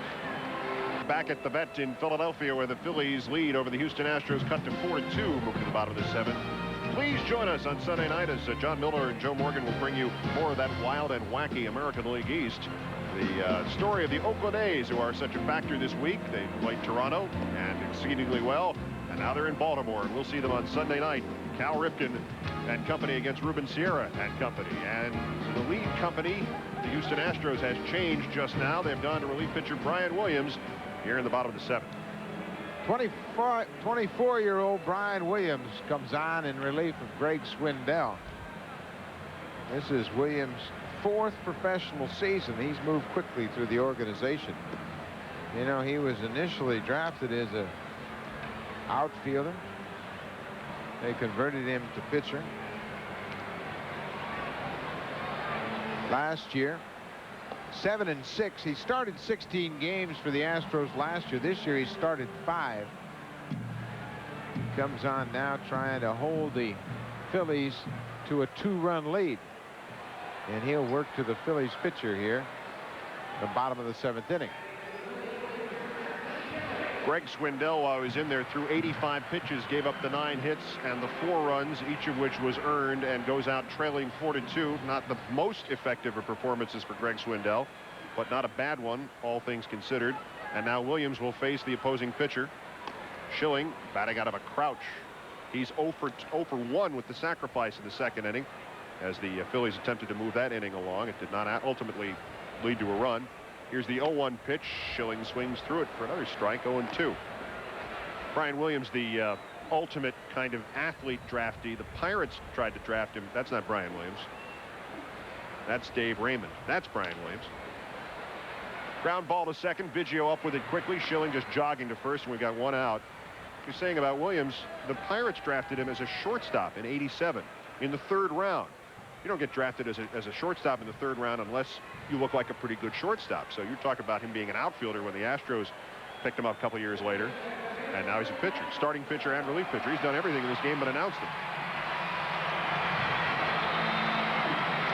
All right, here's Lenny. Once again, we'll see what sort of mayhem he can produce here in the 7th. He's 2 for 3, triple to lead it off, and he had that single and a stolen base in the 5th as the Phillies looked to be about to break the game wide open before Kruk hit into that interrupted double play by Bagwell. 0-1 pitch is a ball, 1-1.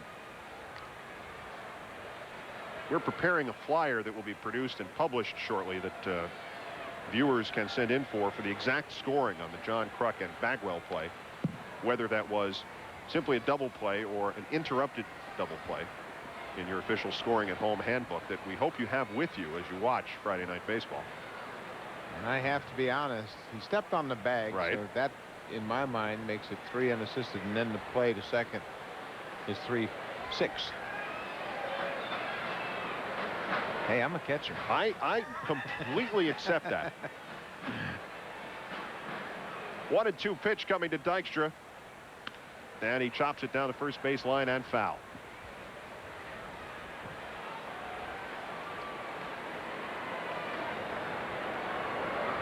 We mentioned those wonderful numbers about Dykstra's performance. He has scored a run in this ball game, and thus the Phillies are a pretty good bet to win. When he has done that, they are 32-22.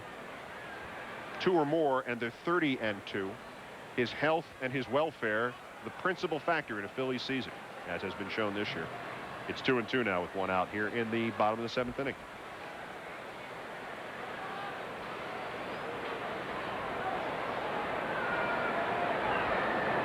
A windy night, a comfortable one for the fans here, comfortable for virtually everybody except the Astros. We've mentioned the travails of Eric Anthony in right field due to that wind. Dykstra goes the other way now to left field, and Gonzalez moves in on it, has it in sight, and makes the catch for the 2nd out of the inning.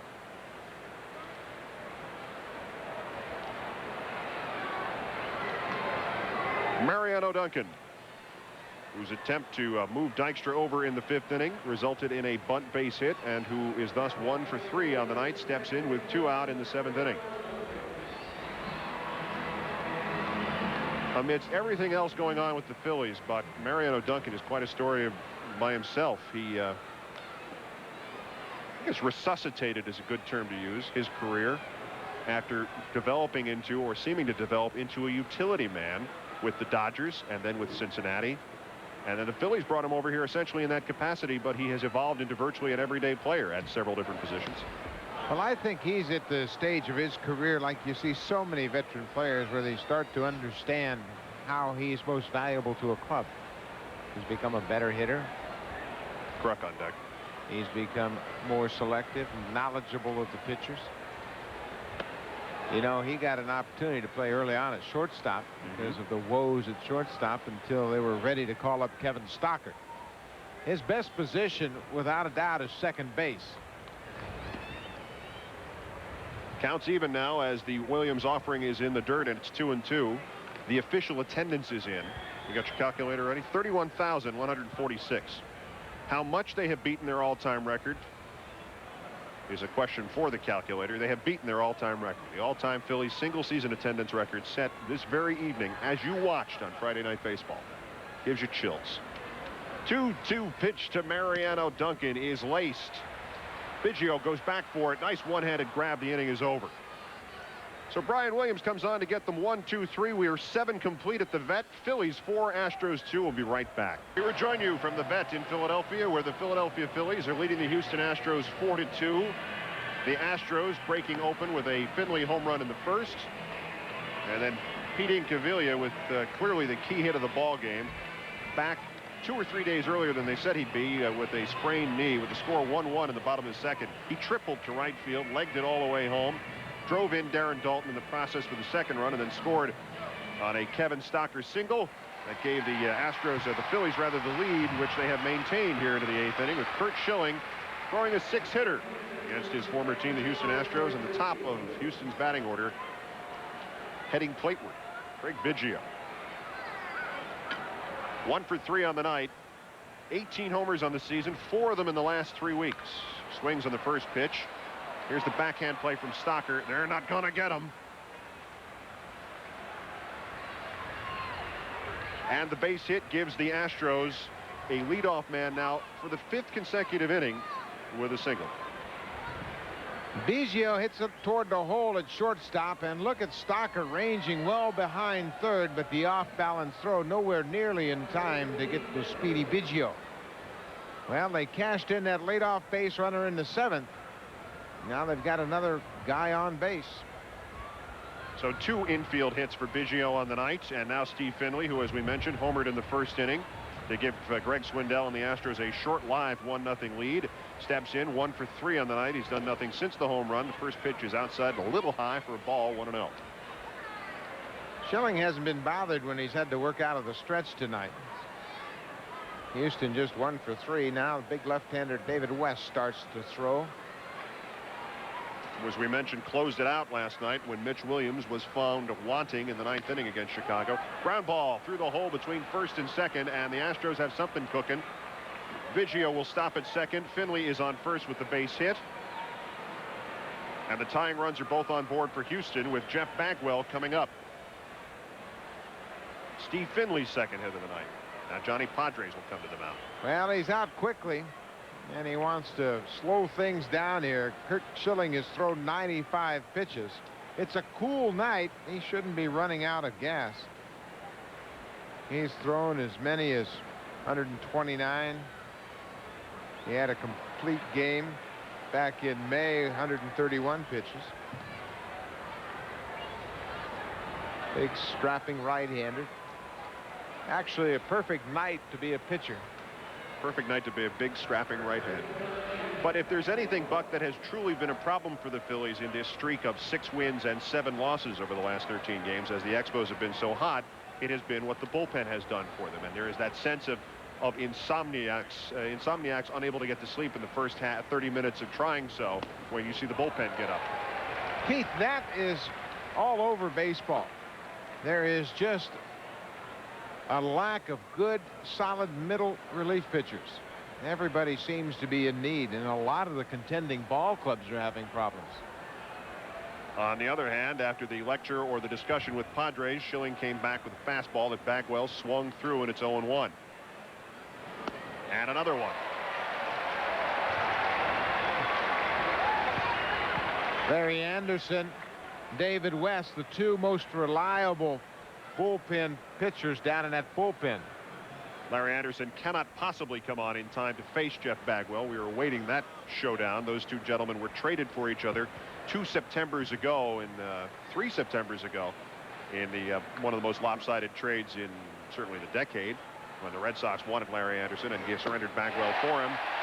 And Bagwell swings through 3 identical pitches, and he's out. And something got back into Curt Schilling's psyche right there. Well, whatever Johnny Padres told Schilling, he better write it down. 3 high fastballs, and he blows him away. That's only the 3rd strikeout, but it couldn't have come at a better time. Such a rare thing to see, because Bagwell's reputation, if anything, Buck, is of a guy who does not give away at bats, who will learn from his mistakes during an at bat, who will not be fooled by the same pitch. And he was. Gonzalez stepping in now, 0 for 3, twice jammed and struck out, looking. And starting him off with a count of 1-0. We still have Finley at first. Biggio still at second. There is 1 out, top of the 8th, 4-2 Phillies. Schilling delivers. The ball is hit hard to left field, but Incaviglia seems to be under it. Makes the catch, 2 away. Biggio back to second. Finley goes back to first. And that's a different, or perhaps it's the old Schilling since Padres' trip out there. Well, he's done a good job all night long holding base runners down once they get on. He's hit 100 pitches now. But for 5 straight innings, he's had the leadoff batter on. And only once has he come around to score. All right, here's Caminiti. Is the last chance to, conceivably the last chance to ransom either of these runners on base, the potential tying runs. To give you an idea of the wear and tear on a pitcher's season, that was number 101 tonight for Curt Schilling. That would mean the total this season that he has thrown 3,201 pitches. 100 pitches doesn't seem like anything. 3,000 pitches seem like something. Kruk takes the hop. He'll take it himself. Race to the bag. And the Phillies are out of it again. So Houston threatens. They do not score. They leave the tying runs on base. We're back for the bottom of the 8th coming up. Kruk, Hollins, and Dalton in the bottom of the 8th for the Phillies. I don't know if you can make it out here. There are a couple of these things flying around, some hot dog wrappers and other general debris. Summer will be over soon here in the East, Buck, and you can feel it by the wind and feel it not only by its strength and its temperature, but the swirl is back. Well, the Fall Classic isn't too far away. Pennant fever. And you need pennant fever to stay warm as the nights begin to get cold. We've got it, fortunately.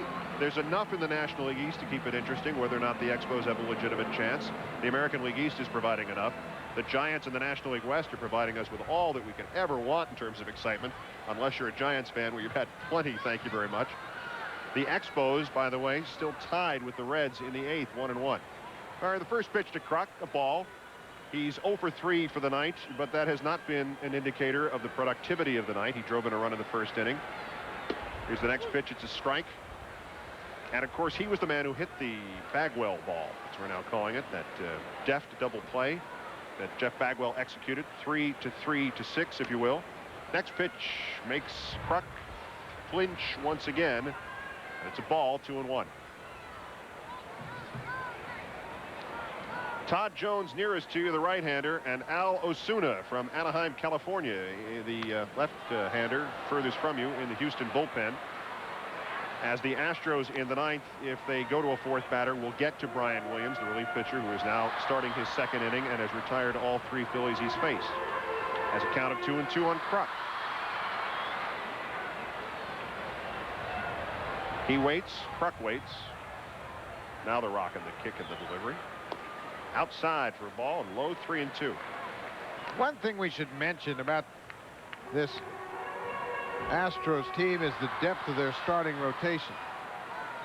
Mark Portugal is a free agent at the end of this year, and there's a lot of speculation they won't be able to afford to keep him. Kruk hits the 3-2 pitch deep to left field. Gonzalez goes back to the warning track. It's off the wall. Kruk is rounding second, holding there rather. Stand-up double. And the Phillies are in business once again.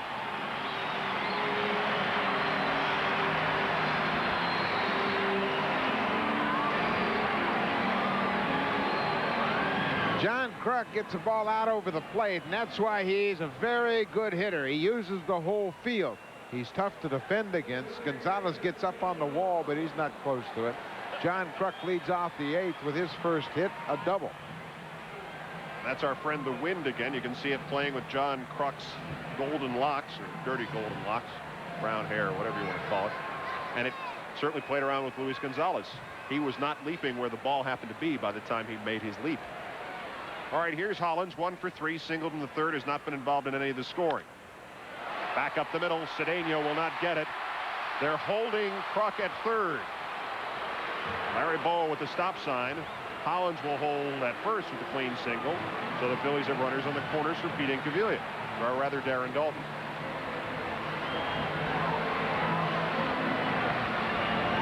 Well, Osuna should be ready if they want him. Let's take a look at the base hit by Hollins. Moving fastball away from him. Williams can't come up with it. Cedeno can't come up with it. It sneaks into center field. Finley charges hard, throws a strike to the cutoff man, and Kruk is stopped at 3rd. Making the long walk from the Astro dugout, Art Howe, slowly and purposefully just getting to the mound now.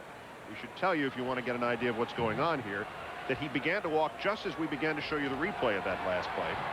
You could not walk any slower and not be going backwards. Chatting it up with Brian Williams and the catcher Eddie Taubensee as the Phillies have runners on the corners and nobody out, and a 2-run lead in what, as they all are, a vital game. And that's it for Brian Williams. We'll see the left-hander Osuna when the bottom of the 8th continues here from the vet. Stay with us on Friday Night Baseball.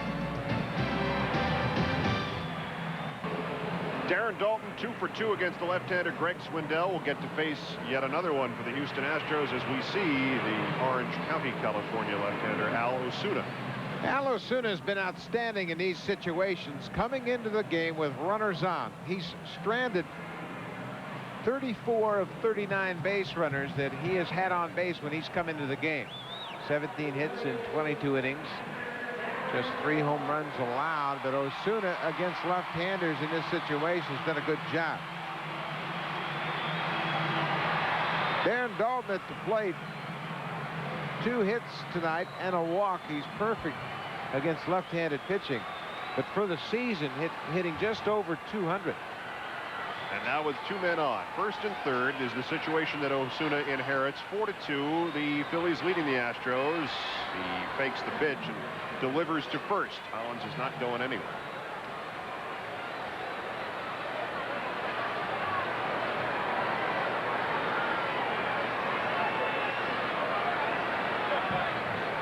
Osuna now ready to work to the plate. First pitch is low and outside for a ball.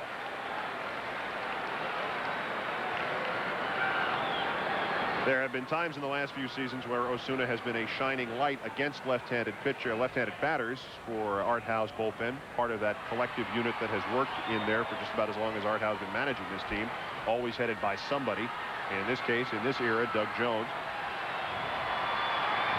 Hollins at first, Kruk at third.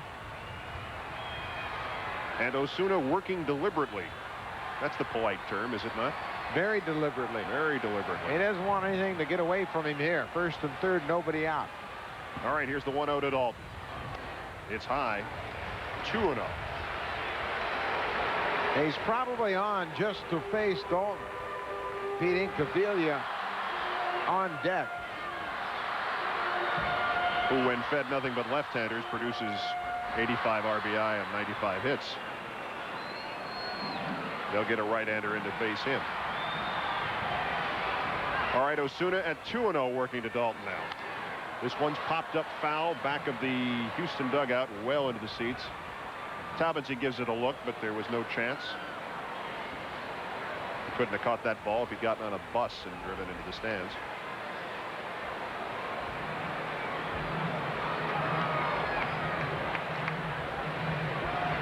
And now at 2-1, Darren Dalton, who has developed into exactly the kind of hitter the Phillies had hoped for 4 injury-riddled seasons. An outstanding catcher, an outstanding hitter the last 2 years. Osuna goes over and checks Hollins once again. Well, you got to admire the Phillies for recognizing Dalton's potential and sticking with him through all those injuries. They've allowed him to blossom.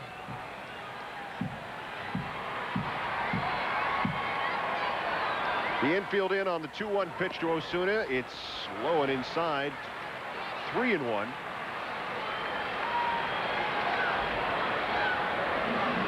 Yeah, a year and a half ago, spring training of '92, Darren Dalton was coming off seasons in which 200 had been his area of residence in terms of a batting average. And now he's as high a paid catcher as there is in the game. All right, the 3-1 pitch from Osuna. Tight, ball 4, bases loaded, nobody out.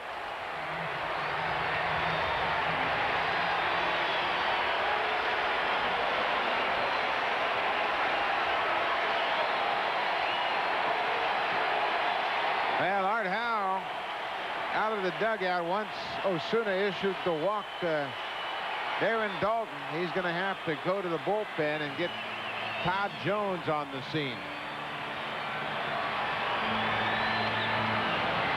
Edens, the right-hander who spent so much of the season on the disabled list, Tommy Edens, has joined Todd Jones in the bullpen, and we'll wait to see who is going to replace Al Osuna, who faced just one man, walked him, bases loaded, full of Phillies.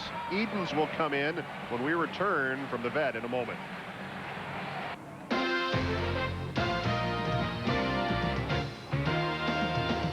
ESPN Major League Baseball is brought to you by Bud Dry, the less filling beer with a lot more taste. Why ask why?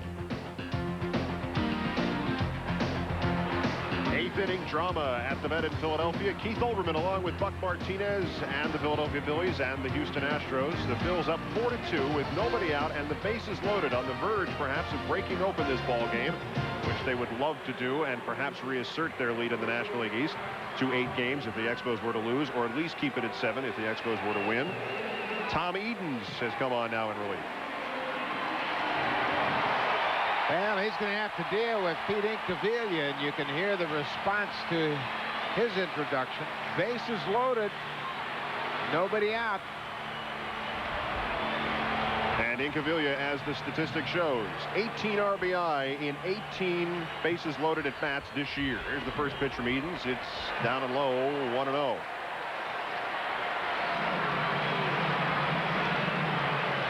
Tom Edens developed into a first-class middle reliever for the Minnesota Twins last year and was obtained in the expansion draft by the Florida Marlins and dealt on to Houston for 2 minor league pitchers, Carrasco and Griffiths.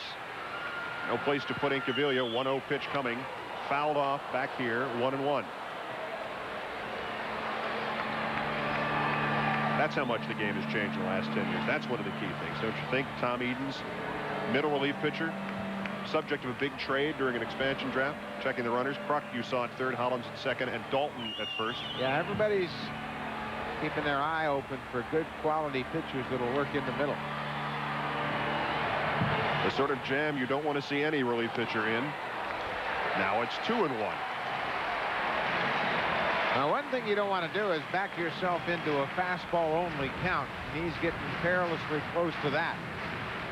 Edens hasn't worked for Art Howe in a week. Last appearance came last Friday night against Montreal. And there's nothing that Incaviglia would like to see better than a fastball only situation with the bases loaded and a 2-run lead. Swung on, foul down the third base side. We're 2-2. Incaviglia's triple in his first at bat since he sprained his knee Wednesday, not getting to Kevin Roberson's fly ball during the Cubs-Phillies game.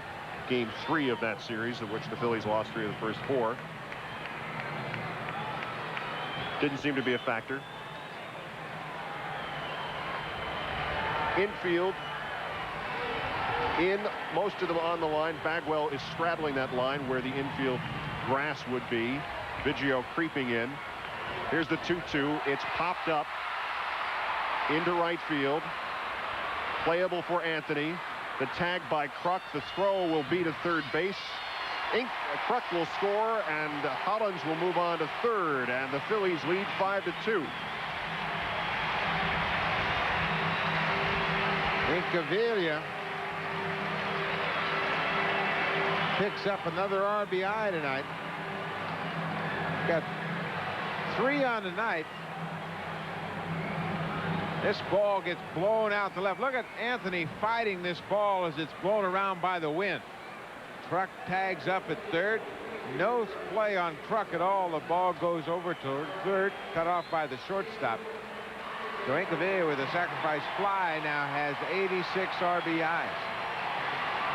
And the other part of the miracle free agent outfield staff of the Philadelphia Phillies will come to the plate. Jim Eisenreich, the left-handed batter, will pinch hit for Wes Chamberlain, who was 0 for 3 as the starting right fielder. And Eisenreich has done more than anybody could have expected.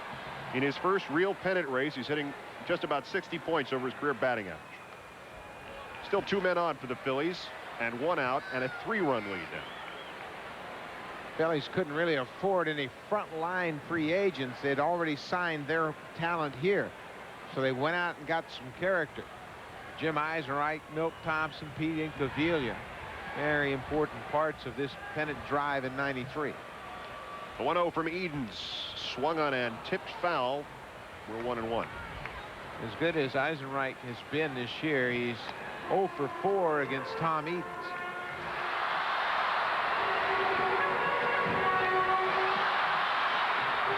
When Eisenreich was flirting with 350 at the middle part of the season, everybody said, all right, he's going to cool off. This is a 280-290 hitter. There's not a lot of time left to cool off. The man's hitting 338, 321 with runners in scoring position as Hollins is now at third. The 1-1 pitch is tight. The helmet goes flying, but Eisenreich not in serious jeopardy. Well, the Phillies are very sensitive about that. We talked about the fight they had last night. But you can see Eisenreich just bends out of the way of that up and in fastball.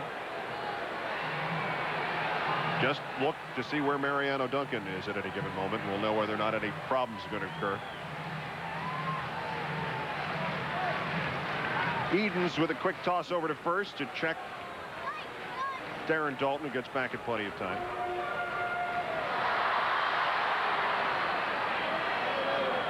If you've just joined us, Keith Olbermann and Buck Martinez from Veterans Stadium in Philadelphia. Bottom of the 8th inning. The Phillies have scored once. 5-2 they lead, and Jim Eisenreich has just placed a left field single that will make it 6-2 as Hollins trots home. And these free agent guys continue to do the job for Jim Fregosi and the Philadelphia Phillies.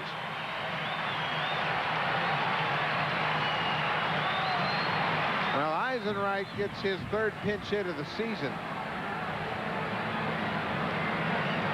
That's a patented Eisenreich swing and a base hit to left field. He, like so many of these good hitters on this Phillies ball club, uses the whole field, spreads out the defense. Dave Hollins comes across to score. That's the first run he's scored tonight. And if the Expo faithful, or the Philly faithful needed any more encouragement here, the Expos are losing to the Reds 3-1 in the 8th inning. All right, here's Kevin Stocker, 1 for 3 with an RBI on the night. Takes the first pitch into left center. Gonzalez moving to his left and getting it and ending the inning. Well, not ending the inning, but let's go to Chris Myers anyway. Chris? All right, Keith, you mentioned the Expos. They were tied at 1 with the Reds in Montreal. Reggie Sanders attempting to steal. The throw gets away as Darren Fletcher tries to nail it. Hal Morris comes home from third. They add a run and go up 3-1. It's in the bottom of the 9th. The Expos getting their last shot. Let's go back to Philadelphia. All right, Chris, we mentioned the score, Buck, and Chris has those highlights to hand, ready at any given moment. 7th game of the 1924 World Series. No, he doesn't have those. Here's Curt Schilling. Busy night for Mr. Schilling. Can add a little bit more to his lead of 6-2, but the ball's topped to shortstop. Cedeno with the whip action to first, and now the inning is over. The Phillies add 2 runs, and we'll go to the top of the 9th, leading 6-2 when we rejoin you from the vet in Philly right after this. A couple of defensive changes for the Phillies as we go to the top of the 9th. As the 6-2 lead gave Jim Fregosi a little bit more to play with in terms of relaxing his offense. Jim Eisenreich, who pinch hit, goes into right field, replacing Wes Chamberlain, of course, for whom he pinch hit. And we also have a new third baseman. Kim Batiste will replace David Hollins and take his slot in the batting order if that becomes necessary.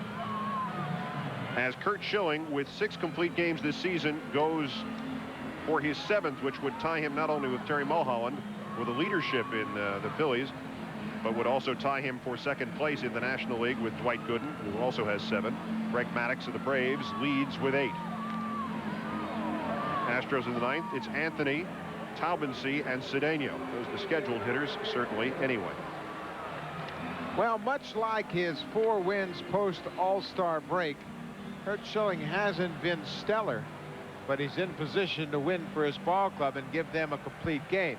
That gives the bullpen a night off down there, a bullpen that has been worked a lot lately.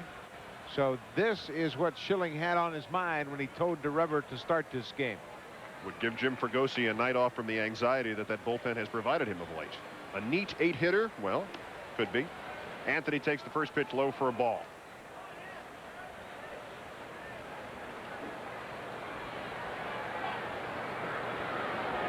On the night, Anthony with the double, his only hit in 3 trips to the plate. Now it's a strike to even the count at 1-1. The bullpen, as Buck just suggested, is resting at the moment, certainly. 1-1 pitch is a strike called quickly by Steve Ripken.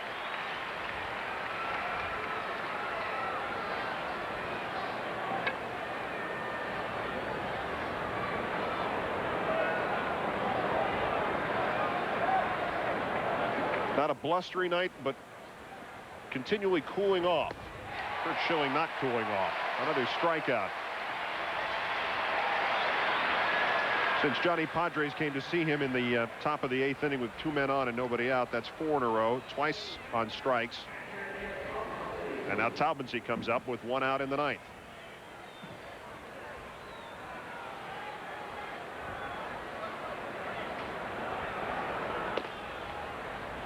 He's 1 for 3, drove in 1 of the Houston runs, 1 of the 2 Houston runs on the night. And stands in with a count of 1-0. That's a strike. Now we're back to the way Schilling was working early. Well, he's done a job every time the Astros try to get something going and got a couple of base runners on. He really bared down. 2 for 16 with men on base. That's all the Astros have been able to manage against Schilling tonight. Now the 1-1. Taubensee fouls it off at the plate. Dalton at the grab and a little behind the back offering to umpire Ripley. Here counts 1-2. There's Larry Boa. He was on that World Series championship team. He's really been pleased with the way this team has performed, and Jim Fregosi has a strong coaching staff. Outside they call it. The Philadelphia fans do not agree. If the Phillies hang on to win here, their record will improve to 87-54. 2-2 pitch is fouled into seats well back of third base. The reason I mentioned that record, a year ago they were 58-82. That's a dramatic turnaround. Schilling has been part of it. Another strong outing by him. Right off him. Schilling's hurt. Kruk will not get back to the bag in time. It'll have to go as a base hit, and Curt Schilling is in a lot of pain.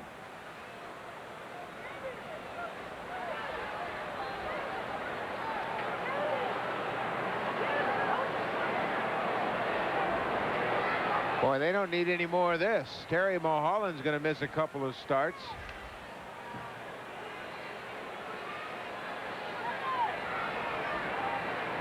He went down immediately. He tried to get over to the bag at first base and cover it, but his leg wouldn't respond.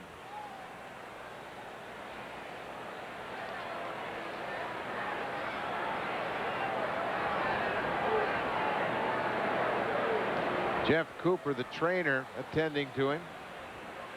And Mitch Williams has stood up quickly to warm up in the left in the bullpen, the left-hander, the closer of this team. Let's see this again, Buck.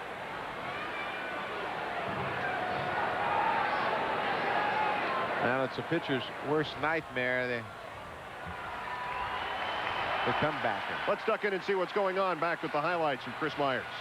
All right, Keith, in Montreal, there were 2 out in the 9th inning. The Reds leading 3-1. Jeff Reardon to Will Cordero with a man on. It's up, out, and gone to tie the game at 3. They're going to the 10th inning. Tied at 3. Remember, the Expos still have 3 games remaining with the Phils. They're trying to stay within 7 games of Philadelphia's lead in the East, Keith.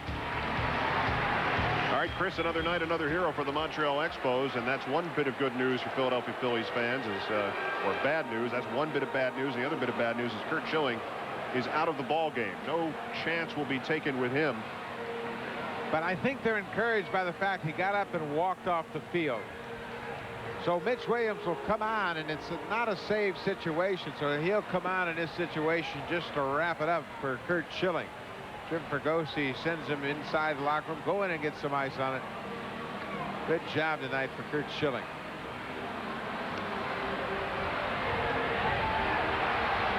All right, we'll watch Mitch Williams get ready to come in and try to close it out for the Phils and rejoin you from the vet in Philadelphia right after this.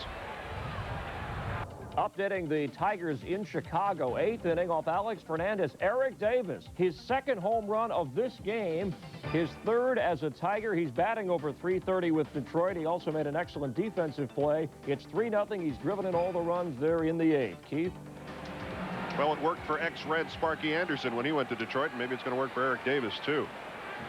Curt Schilling took one right off the right knee, and Mitch Williams is on in relief.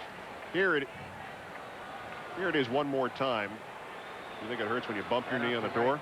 Try that. Right off the kneecap, it goes into foul ground, and he had to leave the game. Kevin Bass, the veteran Astro, has come in to bat for Andujar Cedeno with a man at first and 1 out, top of the 9th. 6-2, the Phillies are leading. This, as Buck mentioned before the break, is not a save situation for Mitch Williams, nor was the game last night. He made it into a save situation, though. There's a strike and an unusually large cheer from the Veterans Stadium crowd. Williams last night gave up a home run to Glenn Allen Hill, which made it kind of dicey for the Phillies, who hung on to win. Working quickly, here's the 1-1. Swung on, chopped to third base. Batiste up with it, double pumps, throws to first. It's low. Nice play by Kruk, and there's 2 out. Taubensee goes down to second base. And now Chris James will pinch hit for Tom Edens, the latest of the 3 Houston pitchers. Well, Mitch Williams is the kind of reliever that'll keep you on the edge of your seat. And he's going to work to Chris James here. You know, Williams got booed when he came in the ball game, but when you look at his record, 37 saves. I venture to say the Phillies wouldn't be where they are without Mitch Williams' efforts. And perhaps you don't want to speculate that a professional needs this sort of thing, but he's territorial about this role. David West finished that game last night. I'm sure he wasn't happy about that. He wasn't happy about the booing. Seems to be working quickly and with more focus. As another strike to even it with 1-1 with the brother of our ESPN colleague Chris James. Maybe that has worked for Mitch. Well, he's never been a reliever that would allow the manager to sit back and relax in the ninth inning. Don Stanhouse lives. Strike 2 as he swings through the breaking ball. Official word on Schilling, a lower leg contusion, so it must have hit just under the knee, under the kneecap. The record-breaking crowd, record-breaking for a season at the Vet in Philadelphia, is on its feet. The count is 1-2 on Chris James. 2 out, top of the ninth, 6-2 Phillies. The pitch called, strike 3. Ball game is over, and the Phillies win. That's it. The lead is at the moment 7.5 for Philadelphia. Are they rehearsing for the playoffs? Before the games, they've been running the Welcome to the National League Championship Series on the scoreboard. Key hit, Buck Martinez, Pete Incaviglia back with the bad knee. Well, he got it all started back in the second inning. He was supposed to be out of the lineup. Off Swindell, he lifts a high drive toward right. Eric Anthony runs all the way to the warning track, but it fell down. Karam's back to the infield. Darren Dalton scores all the way from first base, and that put the Phillies ahead in the second, and it never trailed. Incaviglia with 3 RBI, and the Phillies 7.5 ahead of the Expos, with the Montreal-Cincinnati game still in progress. We have much more baseball coming up. The second half of our doubleheader, Atlanta and San Diego, is en route. We're going to take you back to the studio with Chris Myers, Buck Martinez, Keith Olbermann. My pleasure to be with you. Hope you have a good weekend.